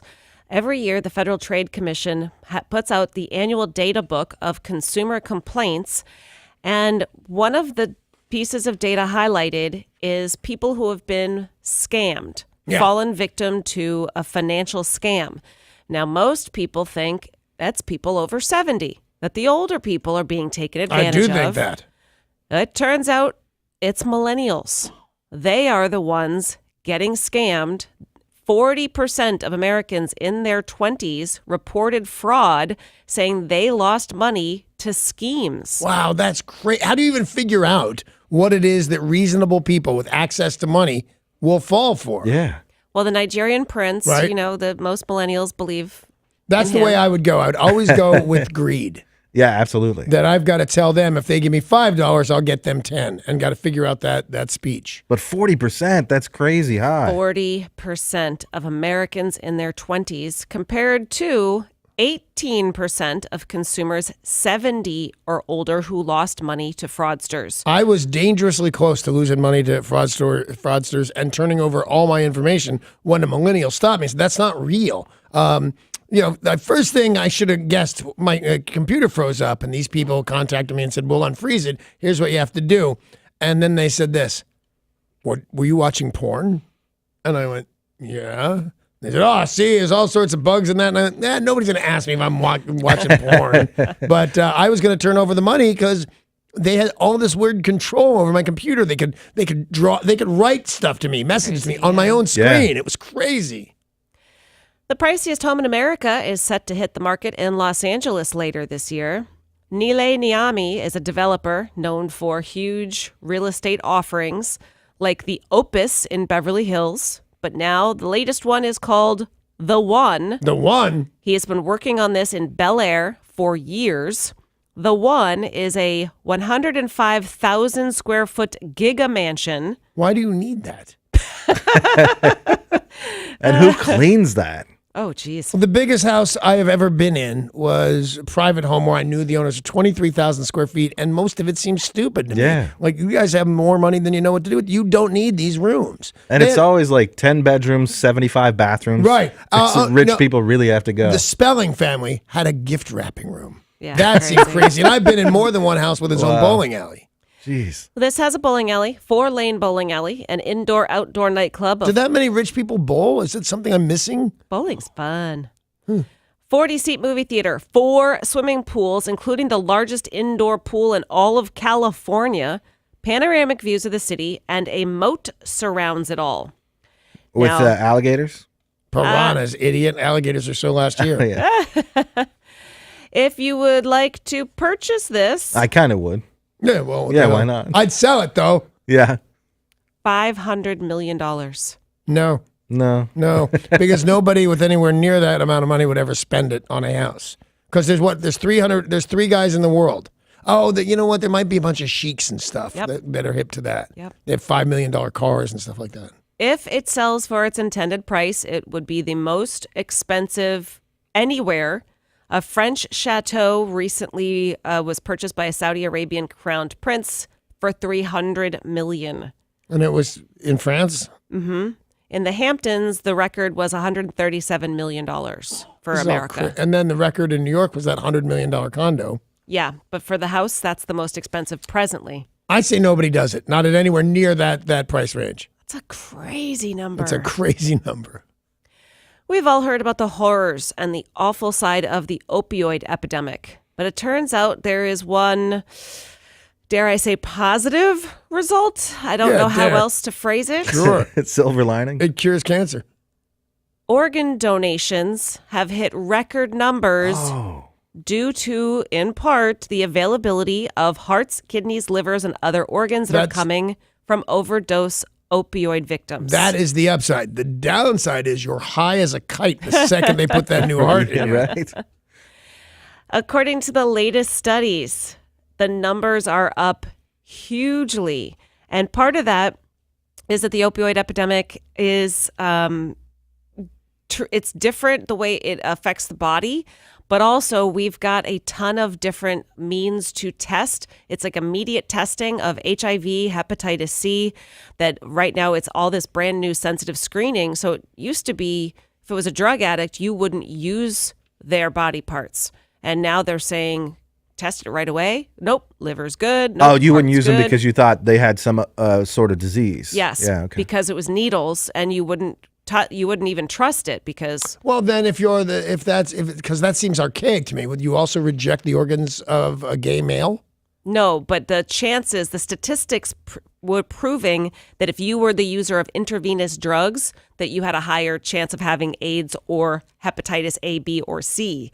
And I guess that's easier to tell with an overdose victim that, if they've got a needle in their arm. Right. They certainly don't argue. Viewership of the Academy Awards, not so hot this year. Good, it was stupid. 20% down. You know what it had in common with last year's, though? What's that? Also stupid. 26.5 million. That is a low number. They said the Oscars are the most watched TV show after the Super Bowl, but not this time around. It was the opening ceremony of the Winter Olympics. Now, it's Which still, weren't that great, by the way. Yeah, also kind of stupid. Also kind of stupid. it's a down number, it's a low number, but it is still a huge number of people. 26.5 million people. The Winter Olympics were seen by 27.8 million. Now, of course, the Super Bowl still leaps and bounds, but those are It's over sporting 100 events. million, like 103 million or something crazy like that.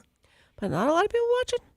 I got to tell you, I don't remember when I stopped watching it, but the moments I watched of it this year with my wife, I went, oh, this is why I don't watch. Bunch of movie stars being super awkward and downright scary and giving dialogue that wasn't written for them by a screenwriter, and they were just uncomfortable, awkward, and weird. I hated it. And I only watched like till the first commercial, and I'm going downstairs. I watched all of it. I thought the open was good, but the most awkward moment to me, hands down, was Mark Hamill.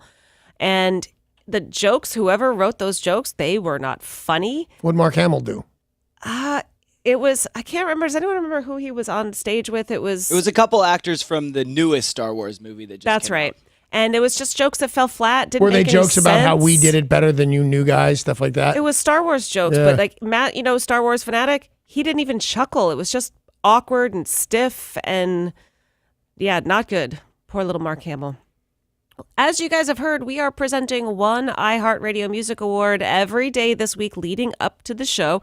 And today we are about to announce the winner for Latin Artist of the Year. We are? The Yeah. envelope. Okay. Here you go. Here's the envelope. It's a very loud envelope. I wonder why I don't open them like normal people. All right. Today, the iHeartRadio Music Award goes to Luis Fonsi. Okay. Congratulations. Not that Fonzie. Yeah, same guy. Luis Fonsi. Congratulations. Who knew that Henry Winkler was the Latin Artist of the I Year? actually knew, and I just wasn't telling 2018. all this time. Remember, this is just one of many great awards. Tomorrow we'll announce the winner for Rock Song of the Year. Very cool. Pinky Tuscadero. No, not him. Potsy Wet. Her. To see many more of the artists you love receive an iHeartRadio Music Award and once-in-a-lifetime moments, tune in to watch live this Sunday, 5 o'clock, TBS, TNT, and True TV. That's the big news of the day. It's brought to you by Goldberg Jones Divorce for Men, 1-800-DIVORCE, or online at goldbergjones.com. And stick around, because still to come, the filthy forecast.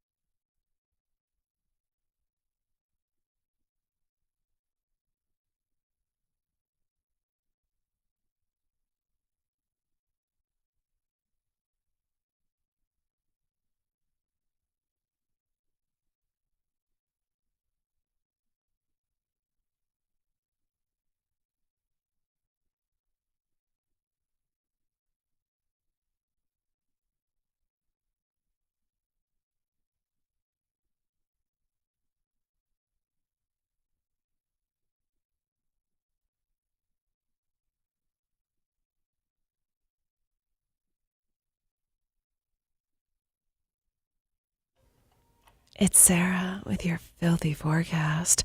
Who's up for a little game? I know you are up this morning. Let's play Would You Rather? Would you rather I tell you it'll be wet? Or would you rather I tell you you're going to experience deep thrusts of sunshine? Deep thrust of sunshine. Both, my friend. In even better. fact, you'll experience a threesome today. Cold start to the morning. Wood should go on the fire.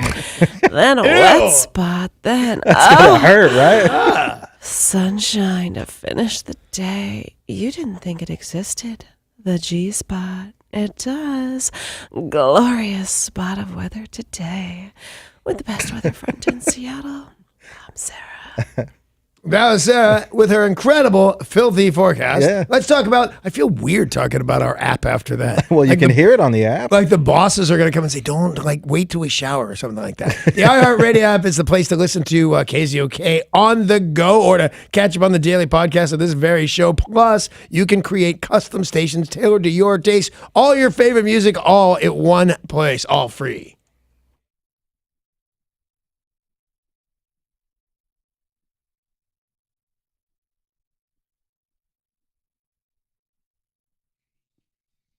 This traffic report is brought to you by Snoqualmie Casino in Auburn on State Route 18 eastbound at the West Valley Highway. There's an accident currently blocking the left lane.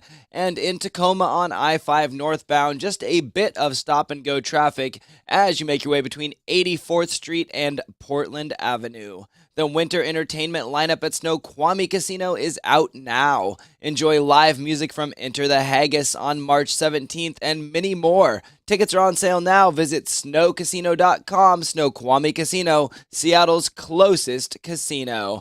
I'm Derek, and that's your look at traffic on 102.5 KZOK.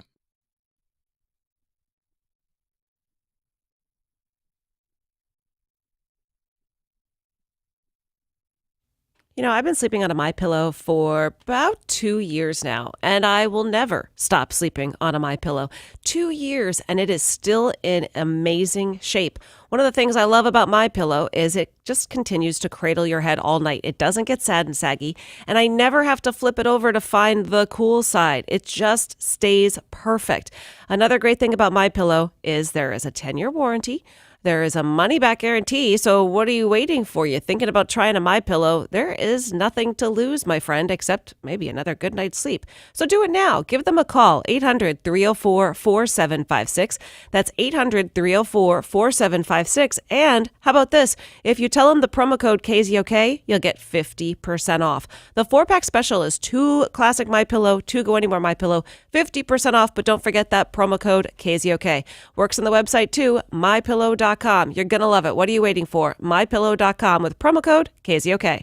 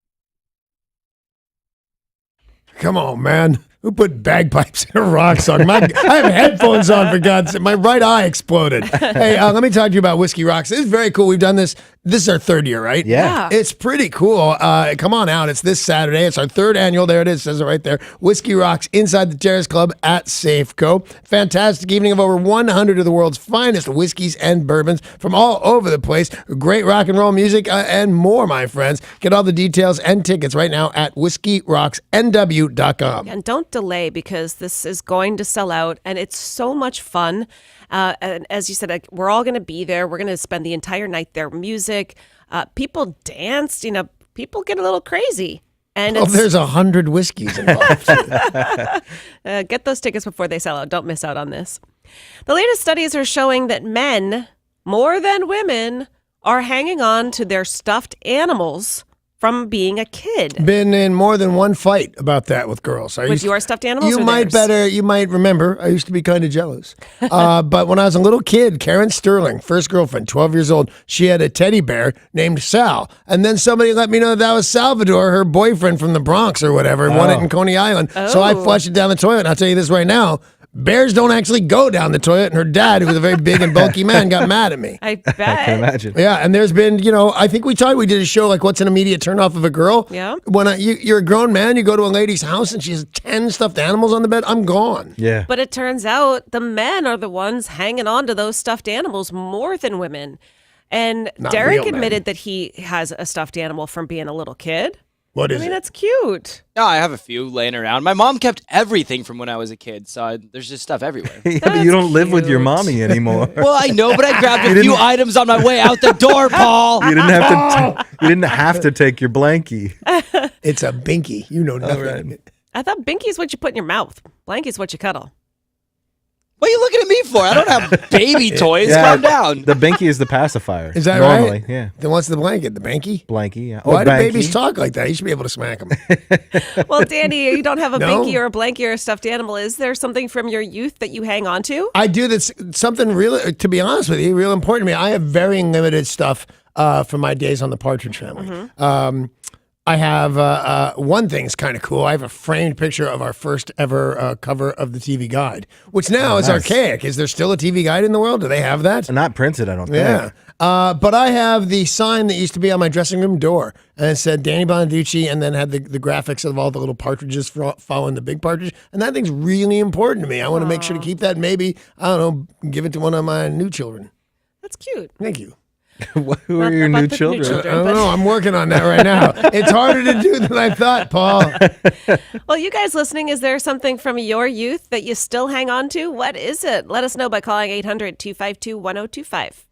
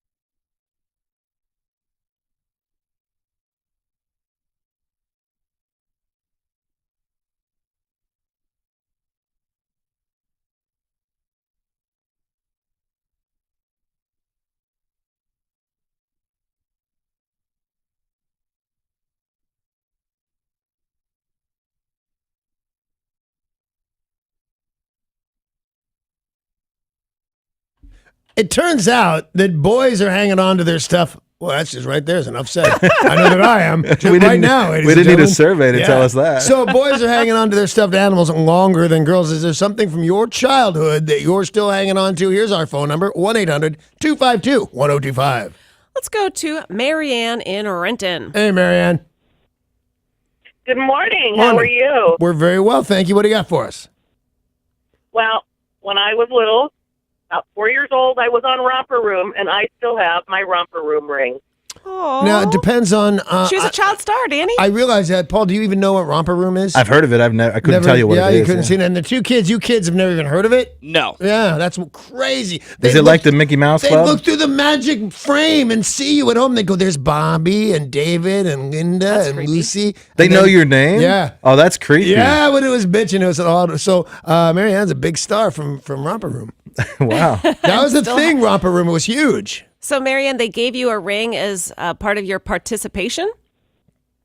Yes, they did. And, for all of us little doobies. What, why is she smoking a doobie? We were doobies.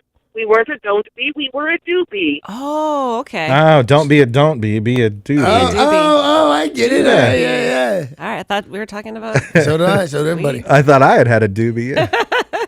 Brent in Port Townsend, what is something from your childhood that you hang on to? Hey, Brent. Hey, good morning, my man Dan and the best morning crew ever. That's us. What's up? So I still have a couple things. I still have my surviving Game Boy and all my Sizzler Hot Wheels cars. Wow. Now, just because I had Hot Wheels, a really good collection of them, what were Sizzler Hot Wheels? I don't know. I just have this, like, it's a lunchbox thing, and you open it up, and you have like a car garage for all your stuff. Yeah, I had that. So cool. I had the big tire with the big mag wheel. Yeah, I had that one too. Yeah, it's awesome. I love my. And he has his Game Boy. He's sitting there playing Tetris. Yeah. Nice. I'd kill to have one of those and play Yeah. old school Tetris. The new one is all like 3D, and it's no fun. Alex in Spanaway, what is something from your youth that you hang on to? Hey, Alex. Hey, good morning. How are you people? What do you mean, you people? What do you got for us? I hang on to these two 8mm movies that I had when I was a kid. My mom and dad, and we were in Germany, and me playing baseball. And every time I try to play them, another little piece of 8mm breaks off. It gets compromised. You need to take it somewhere, Alex. They will be able to put that Transfer onto make a digital copy for you. Is that what you do now? You don't even get anything to hold in your hand? No. That's stupid. You could ask them to put it on a beta. DVD, but Yeah. you wouldn't. Speaking of beta, my parents, when VHS first came out, my parents were convinced that it's going to be a fad. But the local video store, like video rental store, was switching over from beta to VHS, and so they were selling all their beta tapes. My parents bought hundreds of them. So I still have somewhere in my garage like a ton of Disney movies and kids movies on beta. I wonder if they're worth anything. If somebody has a beta player and I have old Disney movies, No. but they're Disney movies on beta. Worth nothing. I bet I'm sitting on millions. Danny might have a beta player. Very possibly, but I'm the only one. I just saw a country video. This country singer guy, and apparently he had all his old videos of when he got his first guitar, and then when he got up at the talent show at his school, and it makes a really compelling video. That's adorable. Yeah. So save those in case you do anything great with your life. Elise in Port Orchard, what is something from your childhood that you've hung on to? Wheezy from Port Orchard. I actually have one of those old handheld original Tetrises, but what I also have from my father's childhood is, I think it's an old Velveteen rabbit. You have your old rabbit? Wash it before you give it to me. Wheezy, I bet that's worth money. I don't know. It's hairless. It's missing an eye, and I have an old rabbit puppet from my father's childhood, and I hold on to that for posterity. I bet. Lovely. I'm trying to get her to sell it for because it's Get on eBay. worth money, but no, Absolutely. it's part of her dad. Yeah. Well, it's not part of her dad. You're gross. I think it's my dad's finger on eBay.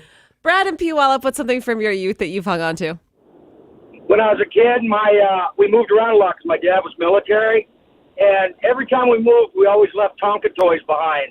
But there's two I've held on to since I was probably about 4, and there's a bigger Tonka bulldozer and a smaller bulldozer. I still got them in my garage. I'll tell you this, man, Brad, I never played with the Tonkas, really, but my neighbor had the bulldozer, and it was such a big deal that I remember this from 50 years ago, 55 years ago, whatever it is, that you have the bulldozer, you're like the best in the whole world. Can I play it? And he'd say no, and then you'd hate him. Maybe Brad's your old neighbor. Maybe. Rob in Puyallup, what did you hang on to? I held on to baseball gloves. I played catch with my grandfather. It's not even your typical ball glove anymore. It looks like just fat fingers with leather straps where you catch the ball with. Yeah, I've That's seen that. cool. I've seen that. And I mean, what a great memory for him. Why don't you make him sell it on eBay? Yeah, I bet that's worth a lot of money, Rob. Sarah doesn't care about your memories. She wants like $8 for it. How much is your childhood worth at a yard sale? Well, mine actually some money. Yeah. Penny in Kirkland, what did you hang on to from your childhood? Hi, guys. Hi. I have many Nancy Anderson storybook dolls. Plus, I have a Tony doll. I used to give her Tony Permanence. And a Madame Alexander. They're really, really cool. They don't make them anymore. Oh, I bet those are worth a lot of money. I bet. Well, I should put them on eBay. Put them on eBay with all of your other fun childhood memories. Hey, Penny, what do they give you for your thoughts? Oh. I thought that was awesome. Apparently I'm the only one. Hi, Christina in Graham. Hey, Christina. Good morning, you guys. How are you doing? Yeah, we're doing very well. Thank you. What's up? I still have a note that my mother wrote me when I was 3.5 to tell me that I'm going to be a big sister. Oh. Well, that's lovely. And that is so nice. I'm not even going to ruin you're it. not. by You can't. You're not going to ask her to. Well, first of all, you got to get that up on Craigslist it's right too away. Cruel, and what are you going to get for it? To be honest with you, that's really That nice. brought a tear to my eye. My goodness. I still have a piece of, not even a piece, I have a tiny soap that my mom put in my stocking when I was about 8 years old at Christmas, and I didn't want to use it. It's probably smaller than a hockey puck. And This is a soap you've had for all this time? yeah, and it was Quick heads up from the crew here. You should use it. it's like wrapped in cloth and it's strawberry, and I don't know, I just thought it was a nice gift, and so I never used it, and I still have it to this day, and like the cloth is starting to kind of deteriorate. Still, it's nicer than I thought because Yeah. I would have thought you sold it on eBay by now. But apparently there's some things that touch what you call a heart. Yeah. Vinny in Renton, good morning. Hey, Vinny. Hey guys, good morning, you people. What do you mean, you people? Wonderful people. I got 45 records, and I have a player, but no needle, and I got the little yellow rings for the inside of the rings. You know, Danny. I do know.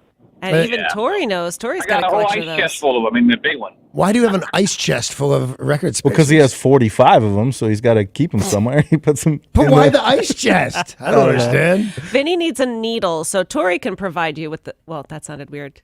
No, a Tori record can get you a player needle for sure. Needle. Exactly. Tori, what do you hang on to from your youth? Okay, so there's two things. I have a box with guinea pig hair from my first pet. How long did that one last? He actually lasted quite a long time, like 4 or 5 years. Where is he now? He passed away. I was really young. His name was Nibbles, R.I.P. And then I also have a With poem. the B, Nibbles. Yeah.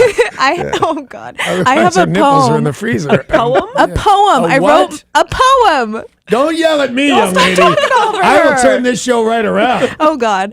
Okay. So I have a poem that I wrote my mom, and it says the last line, "I love you because you love flannel." That's Boy, a beautiful you poem. romantic kid, you. I know, right? She was already in love with Eddie Vedder. What about you, Ray in Tacoma? What'd you hang on to? Hey, good morning. Good morning, Ray. I've got something my grandfather apparently knew somehow was going to look in this magazine, which is the original Life magazine after Muhammad Ali was defeated by Joe Frazier. He wrote into it, from Grandpa to Ray, keep it. And it's the one thing I still have from him. It's the articles about, the difference between Muhammad Ali and Joe Frazier's personalities, why he beat him. Wow. I lost it for years, and I finally found it in a box of stuff that my mom had stored away. And I was really missed it. Now it's the one thing I hold on to. Yeah. That is awesome, man. How much do you think you could get for that on eBay?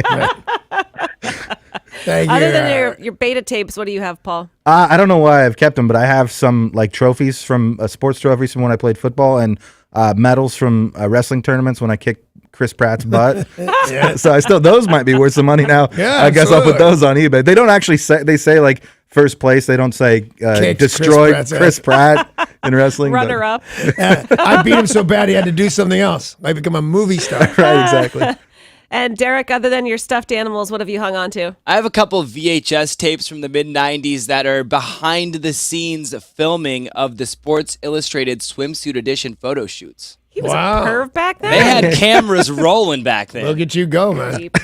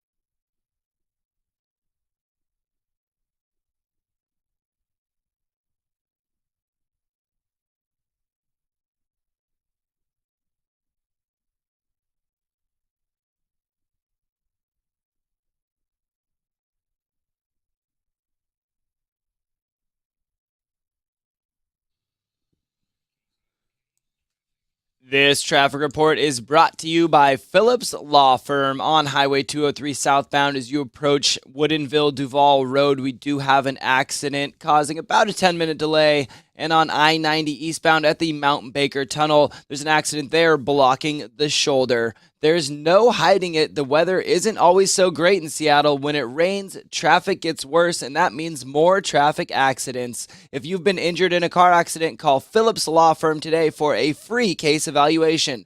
Call 1-800-JUSTICE or visit justiceforyou.com. I'm Derek, and that's your look at traffic on 102.5 KZOK.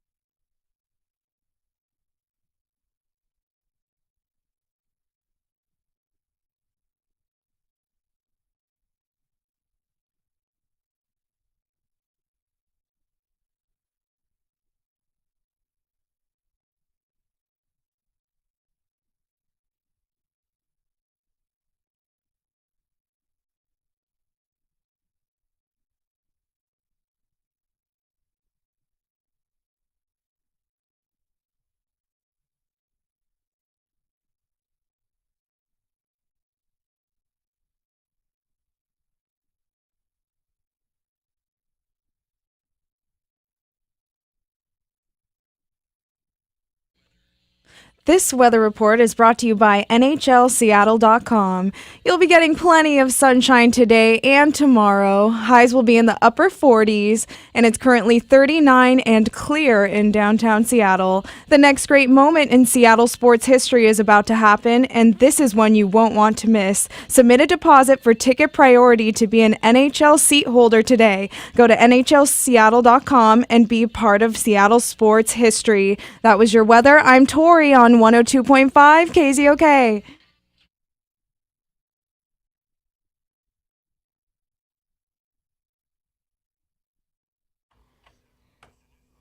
News is brought to you by Car Toys. 2 thieves with a thirst for expensive luxury cars have been busted in Seattle, but a third remains on the loose. The owner of a luxury dealership in Georgetown said 3 men broke into his dealership and stole a Maserati and a Lexus. Police found the Maserati yesterday after it had crashed into a couple of cars parked on 46th Avenue South. 2 of the suspected thieves were arrested, and now officers are looking for the keys to the car, which they threw out the window at some point, and then they're still looking They threw out the window of what? The vehicle that they were driving and crashed. Isn't that obviously you're going to crash if you throw the window? Yeah, I would think the car would stop. Because my steering locks if I take my key out. Not this car because it doesn't have a key. That seems all crazy to me. Yep. And by the way, are these guys in juvenile hall? Because who does this? Just gets a Maserati and immediately crashes it into 2 cars. Well, the Lexus and the third suspect is still at large. Wow. I love Georgetown, but I wouldn't expect a luxury car dealership to be located in Georgetown. No, I mean it's up and coming. I was going to say, when was the last time you guys were there? I just went there for lunch and to play ping pong.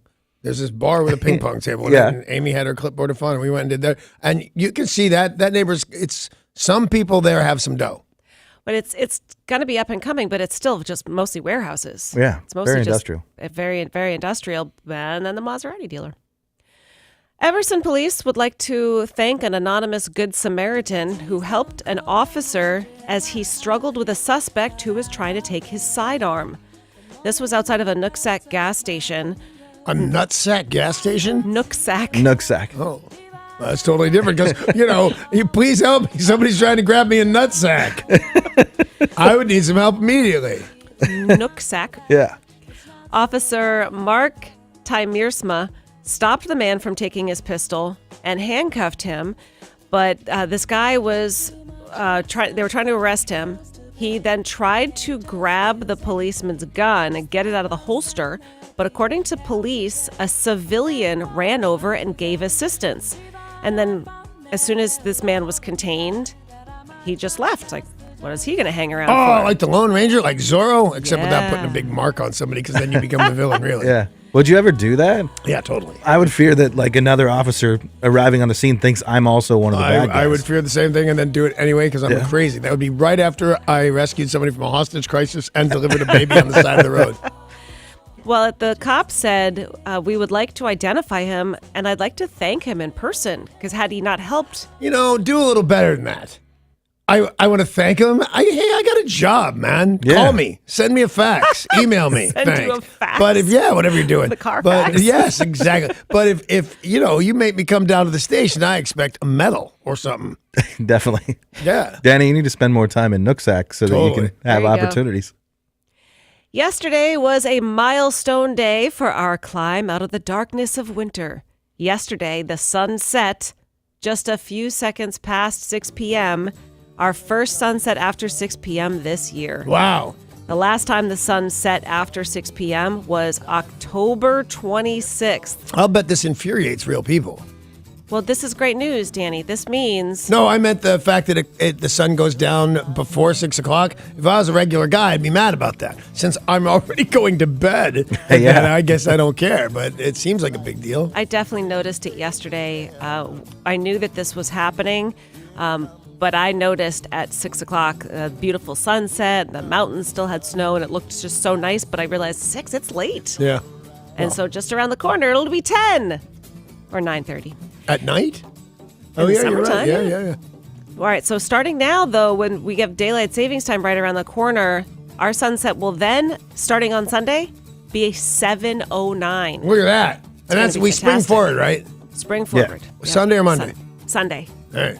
Sunday, like early morning, right? 2:00 in the morning on Sunday. Yeah. So No, I thought it was 2:00 in the morning on Monday. Like No. horrible. You don't get any No. extra sleep. You're not getting any extra sleep because you're losing an hour anyway. But no, it's 2:00 on Sunday morning, Saturday night into Sunday. So Saturday, we're all gonna be at Whiskey Rocks, right? Yeah. And then as soon as we leave there, we set our clocks forward. I'm totally going to remember to do that when I leave Whiskey Rocks. Every clock in my house that I look at or need to tell me any information is on my phone. So it does it for you. It does it for me. I hope. I mean, if it doesn't and I'm late on Monday or whatever day, you'll know. Well, you'll have Sunday as a buffer, so you should be okay. Right.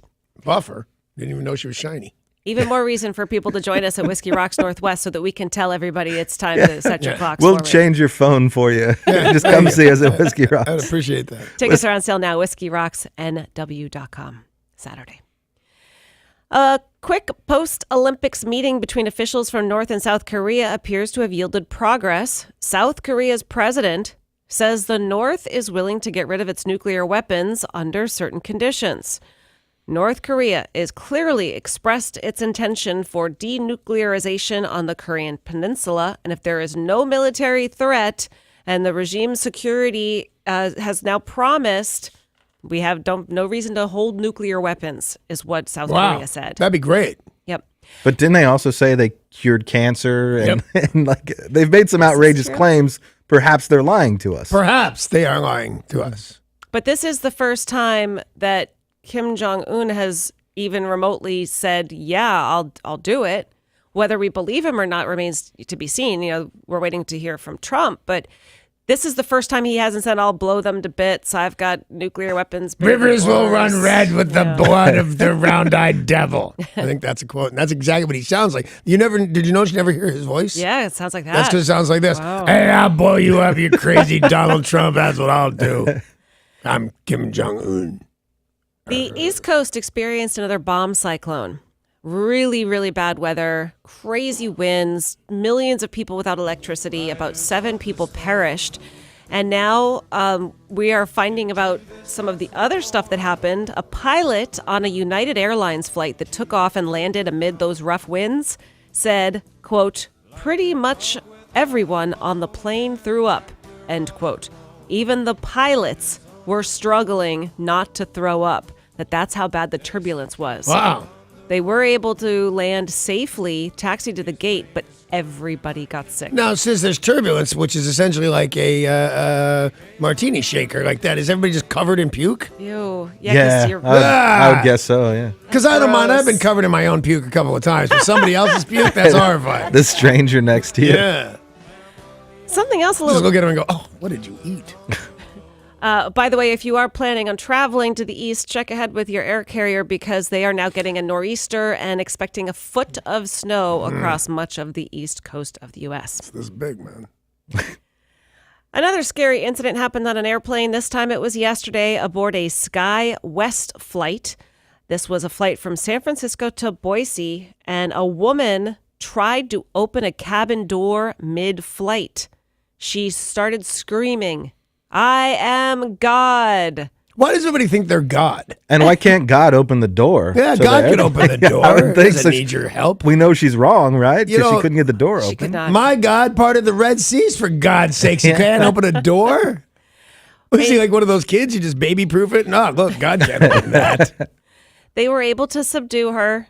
Never got her identity. Maybe she is God. But they took her for a medical evaluation, but nobody was injured. Was anybody arrested? She was taken into custody. Great, but I mean, if they find out, I don't know what you could find out to make you think you're God, but you got some plutonium poisoning. I don't know what they got. But I mean, she doesn't kind of have to go to jail if she's crazy and they cure her. No, but I mean, even if it's federal, the FBI are involved when it's airplanes. So unless she's certifiably crazy, right? Drugs are not an excuse. You know that. I hate that when that happens. I like it when drugs are an excuse. Drugs were buddy, always an excuse You can't before. do that, but I'm on drugs, Your Honor. Oh, well, never mind. Go home. Sober up. The penalties are stiff. Yeah. A fierce dispute over a 70-story Trump-branded hotel in Panama.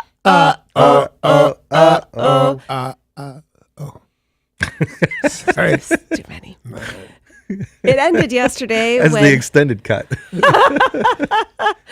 armed police evicted the Trump organization's staff from the building, and a worker with a crowbar took the word Trump off the outside of the building. Wow. I wondered when this was going to happen. I can't believe it took this long. Now, they said that because of the Trump name, this is again is in Panama, that nobody was staying in this hotel, that everything just started going all to pot. And finally they said, okay, get out. Then they wouldn't get out until now. And the name was pried off the outside of the building. Wow, my goodness gracious. And it's a nice building, too. I've seen it. Well, the inclement weather that I was just talking about on the East Coast is also striking Ireland. One man, his town was blanketed with snow. They're not really used to that much snow. He decided to help out his neighbors by using his drone. There's footage of this that shows his drone delivering bread to his neighbors. Oh, that's adorable. So he was baking all the bread and then using his drone to bring it to people. It's a lovely story. Because when there's a snowstorm, you know what goes first? Bread. Milk, bread, eggs. I didn't really know that. I just said words. That was a good guess. We were talking about bread. So. That bread is playing in my headphones. Yeah. All signs point to bread. Kansas. That's a kind of cute one, though. Mm-hmm. This was my song for one of my very first girlfriends. Oh, really? Really? I think we were 15 or whenever the song came out. I'm not sure it was new, but yeah. Aw. Yeah, it was adorable. Did you make it with her? I made out with her, and it was awesome. I couldn't believe how cool kissing was. That's so cute that your whole face just lit up. Yeah. Three daycare workers Right. who allegedly gave toddlers laced gummy bears are now facing serious criminal Wait, charges. They drugged toddlers? Yep. I've thought it, but I've never done it. A police spokesman in Des Plaines, Illinois, said managers at the Kitty Junction daycare called authorities. What? Where is this happening? Des Plaines. Oh, thank God it didn't happen in the fancy one. Des Plaines, boss. Des Plaines. Yeah, all sorts of things are going on. Yeah, all of this is happening. Wow.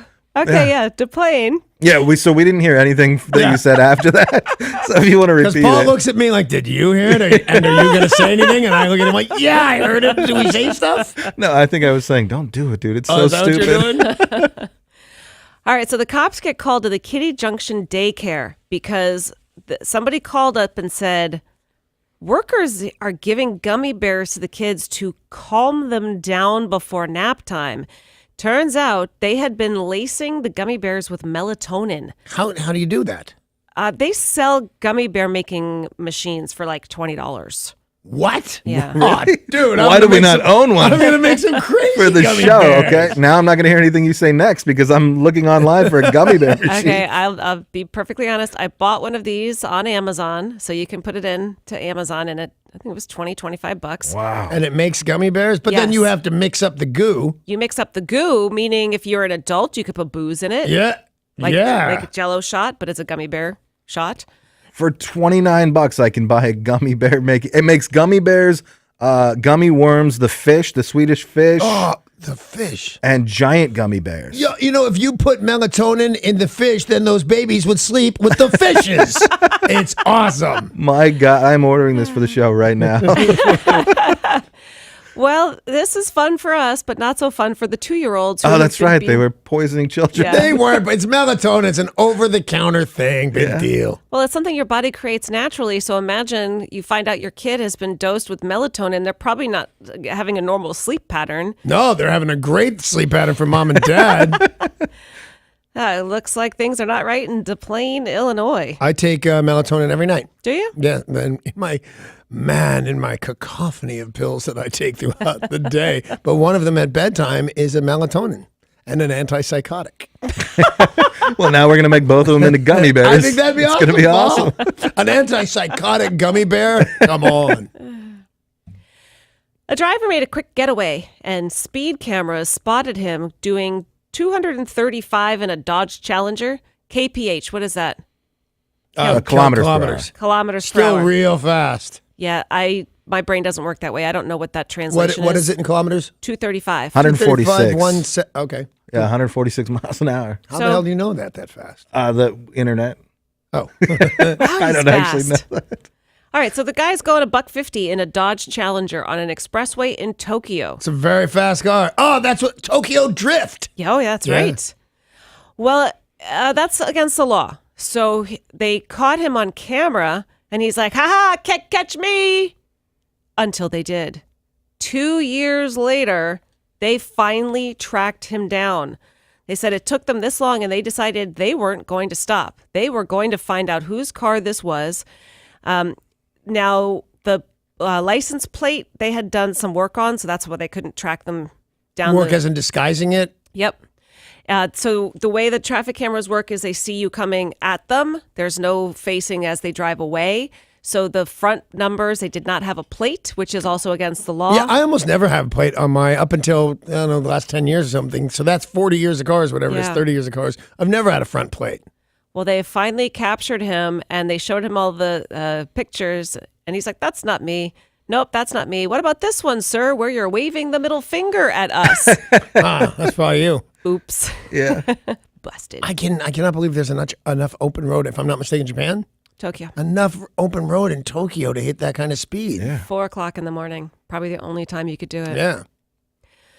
The U.S. government became an accidental rap mogul yesterday, winning an order to seize 2 rare albums from Pharma Bro and convicted fraudster Martin Shkreli. Now, you remember back in 2015, this is the guy who was making a lot of money jacking up the prices of pharmaceuticals. Specifically AIDS medication. Right, yeah. Yeah, your HIV By like medication. Boom, 6,000%. Yeah, I don't think you could do that, Mr. Man. He eventually got busted for securities fraud. And at one point, while he still had all of his loot, he bought the only known copy of Wu-Tang Clan's Once Upon a Time in Shaolin for $2 million. He then got into a public dispute with them. And with who? With Wu-Tang. Okay. He shot some video where he threatened to erase Ghostface Killah, and things got so weird. He's a really weird dude. Didn't we work with a guy named Ghostface Killah? Oh, I forgot. Yeah, we did. That's so weird. Little white dude. Yeah, About yay big. Different one. Really? Ghostface Killah.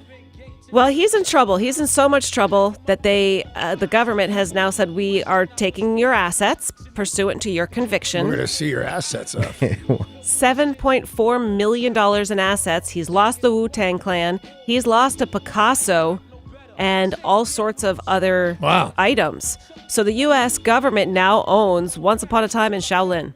Now, I don't. Why is that so valuable? Aren't there all sorts of tapes of it? And couldn't you find it online or whatever? At the time, it was the only known copy. Right, but can't you press other copies now? It just seems like it shouldn't be worth that much dough. No, it's still never been released to the public. He owned the only copy ever made. And has nobody heard it? But it's the only copy ever pressed. There's tape, there's sounds Well, of the it. Wu-Tang would not release it either. I mean, that was they put it up for basically like an auction, essentially, gotcha. and said, this is the only copy we're ever going to release, and he got it. Thank you. So we've never heard it. No, so he live streamed once, like a web broadcast, and played a couple tracks in the background, but he's talking over it, and it wasn't good quality, so no, we've never had a good, clean version of it. And now is this guy in jail? He is waiting to be sentenced, but he will be going to jail for this, for sure. So what are we going to do with that album? Do we get to vote? The We government should. owns it, right? Yeah, we should vote on what we do with it. I say free copies for everybody. What do you want to do with it? It's $2 million. Yeah. Well, can we build the wall? We can't build the wall, can we? We can build a wall. Not with $2 million. Oh, no, you can't build that wall. Yeah, we'll build a wall around the record for sure. Yeah. Yeah. It's Gotta only keep this it big. safe. It's a tiny little wall. Clearly the wheels are off, so we are going to take a short break, but when we come back, some cool news about Neil Young, some disturbing news about the upcoming Star Wars movie, and all the latest things in sports next. And that news was brought to you by Car Toys.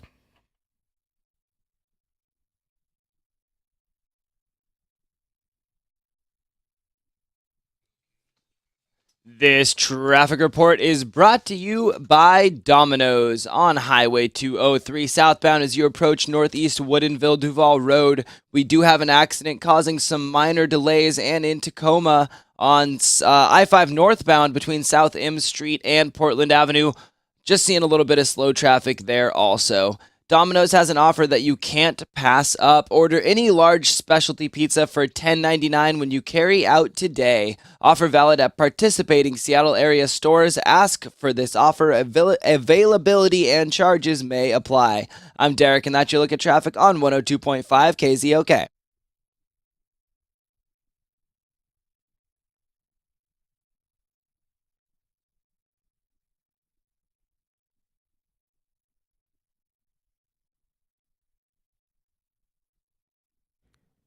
Hey, this is my opportunity to tell you guys about 3010 Weight Loss for Life. And I want you to know, it's important that you know that it's more than just a program. 3010 Weight Loss for Life, that is a lifestyle change. It's going to help you change the way you think and feel about food, which helps you take the weight off. And just as importantly, you keep the weight off. Tens of thousands, literally tens of thousands of pounds have been lost using 3010 Weight Loss for Life. And by the way, this is very cool. You're never hungry. They give you all these recipes and you follow them and you'd be surprised. You go, man, that's on my diet. And the answer is no. Because 3010 is not a diet. It's a lifestyle change. You're going to dig that. So thanks to 3010 Weight Loss for Life, I have lost 40 pounds. That's a lot of weight on a 5'6" frame.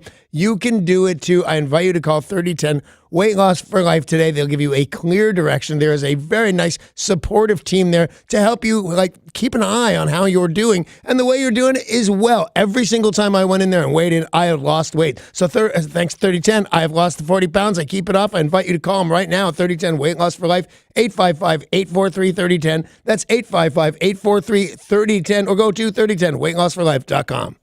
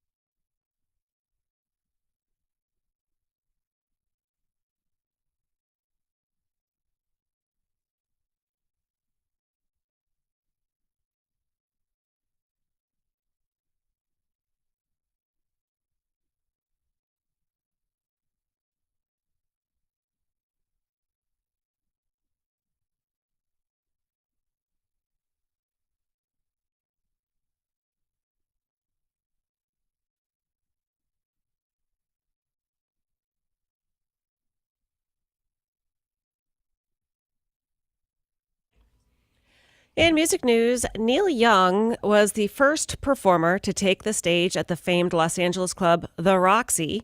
And now that concert will be available for purchase on Record Store Day, Neat. April 21st. Do you know what year that was by any chance? I do. 1973. Wow, that's within my were a lifetime in child. LA. I was working. That's crazy. Roxy, tonight's The Night Live, captures the 1973 performance from Neil Young's Tonight's the Night album.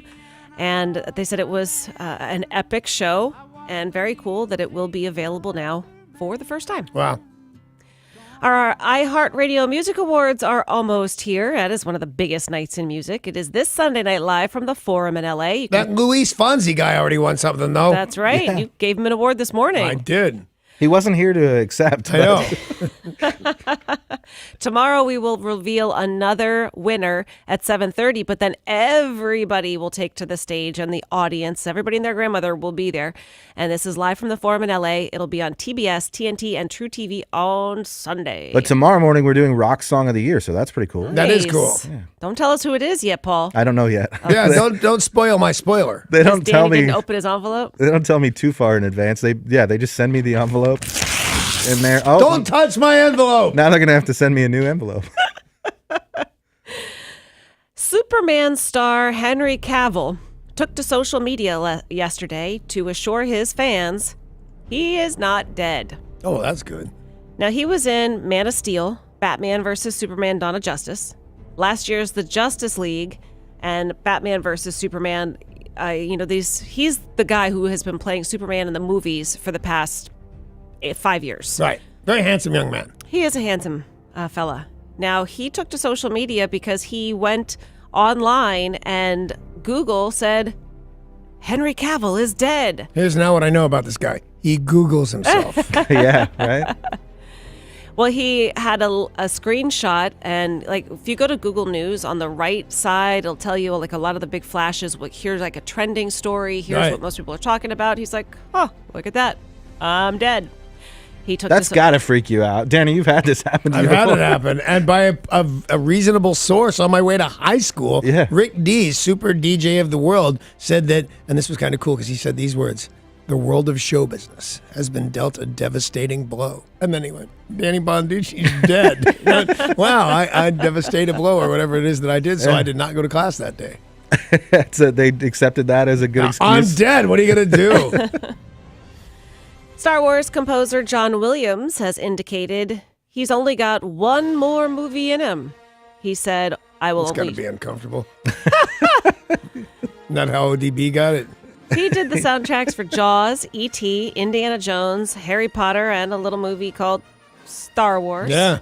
But he said he's only got one more in him. He said he has decided one more Star Wars movie, and he's done.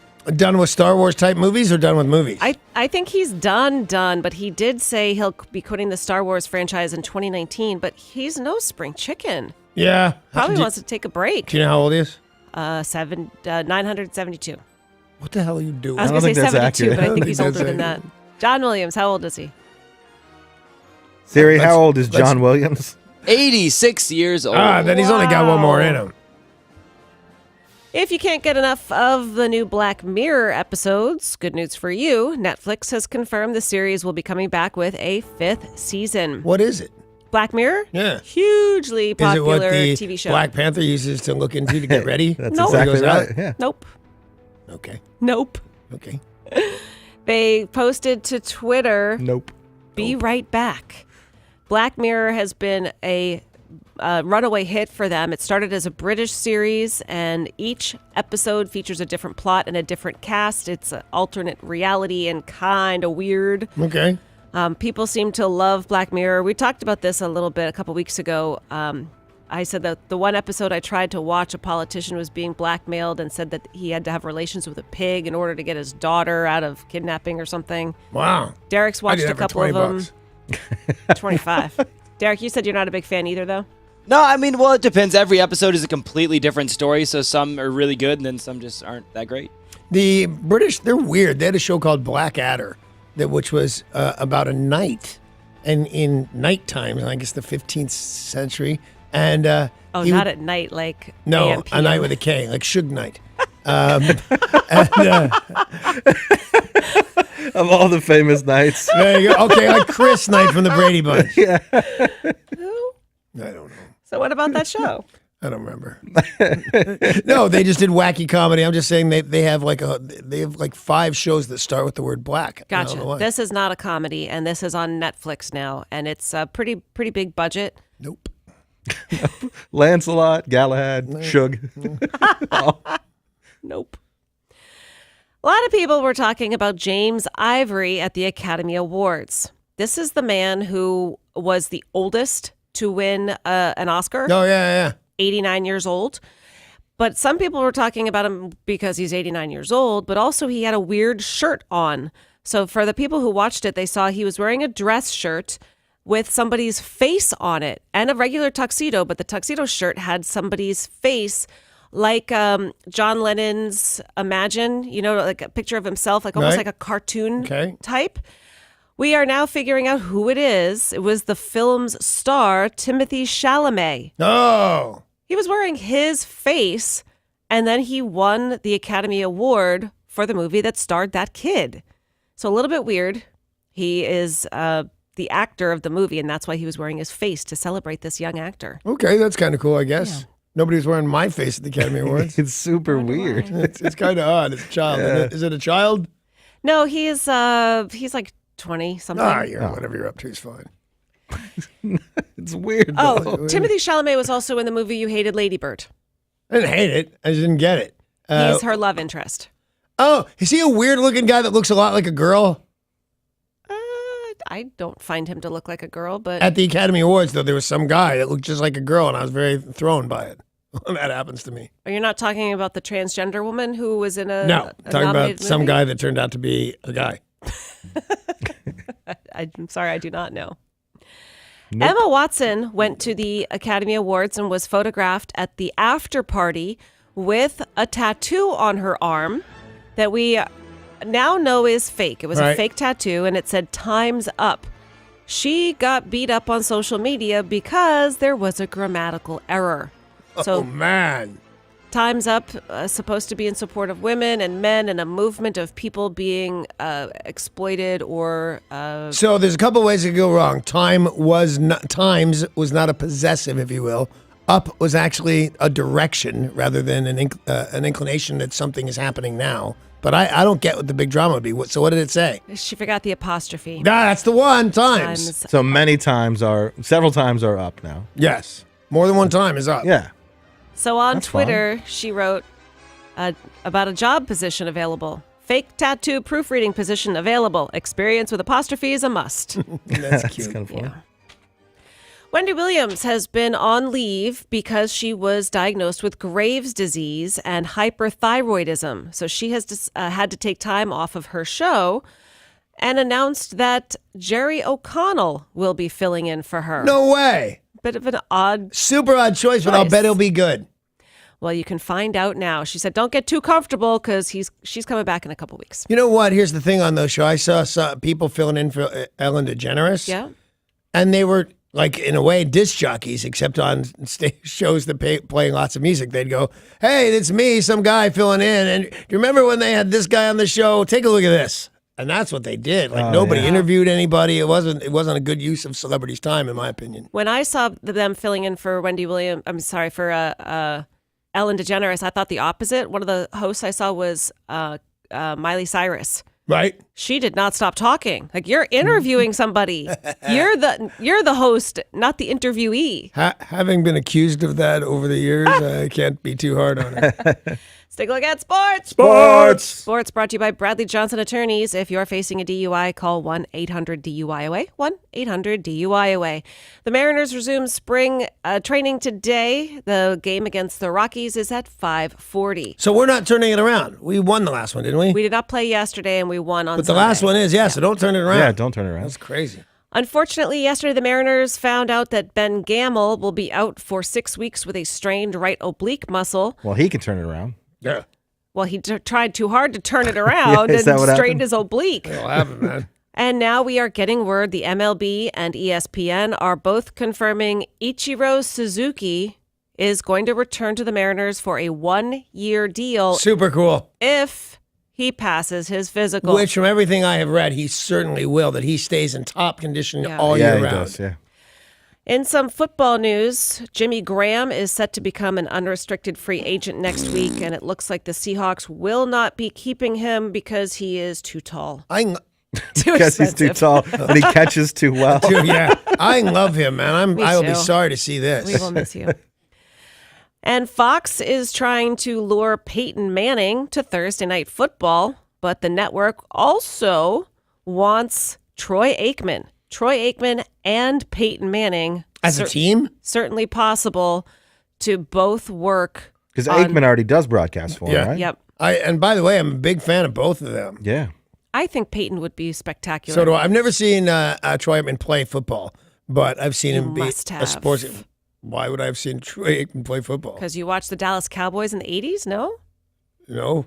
I never watched a football game ever that didn't involve the Seahawks. America's team? I Nope. thought everybody watched a Cowboys. The in only 80s football and game 90s. I ever saw before the Seahawks was when I zip-lined into whatever stadium that is in Philadelphia to where the Eagles play, and I landed, I took a bow, and I walked out before the game even started. Not Well, even that's the good. Rams? Otherwise, they'll No, throw stuff at no, you. never saw a football game from. I mean, sporadically here and there, and through jobs if it became important. You know, it was really important with the Chicago's Bears when I was working in Chicago to get to know and talk about them. But I never saw a whole game voluntarily before the Seahawks. Gotcha. Well, Troy Aikman was good. He was way back in the '80s. He looked so young. I think 90s. I think it was for 90s. Sure, yeah. Nope. Tonight, basketball, Gonzaga versus BYU at 6. Tomorrow, UW versus Oregon State at 6, and WSU versus Oregon at 8:30. And that's your sports, brought to you by Bradley Johnson Attorneys at 1-800-DUI-AWAY. And before we go, want to remind you guys to get your tickets to Whiskey Rocks. The website, whiskeyrocksnw.com, reminding you because it's going to sell out. I know there are only a handful of tickets left. It is happening this Saturday night inside the Terrace Club at Safeco Field. Join us, please. It's going to be great. I'll be there. Paul will be there. Sarah will be there. The kids will be there. And more importantly than all of us combined will be the Silver Fox. Yeah, he's going to come there. And you know what else he's going to do? Oh, He's going to he's say, not in stop today." calling me. Oh, that's right. I'm sorry. It's the blonde fox. Yeah, Connie. Oh, Connie Connie's Cole. in? Connie Cole, yeah. Wow. Okay. I got so distracted by the silver fox, I forgot he's actually That will not in happen. today. That will absolutely happen. So Connie Cole is in, and she'll be here next. She'll play a lot of classic rock and roll because she rolls that way too. We'll get out of her way. Bye.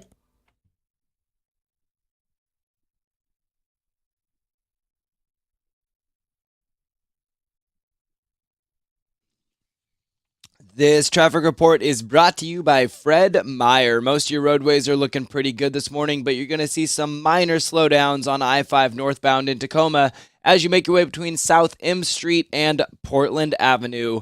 Fred Meyer is having a big sale on pork. Right now, select pork roasts, ribs, and more are buy one, get one free. You can stock the freezer and really save. Hurry into Freddy's for the buy one, get one free pork sale. Fred Meyer, what's on your list today? I'm Derek, and that's your look at traffic on 102.5 KZOK.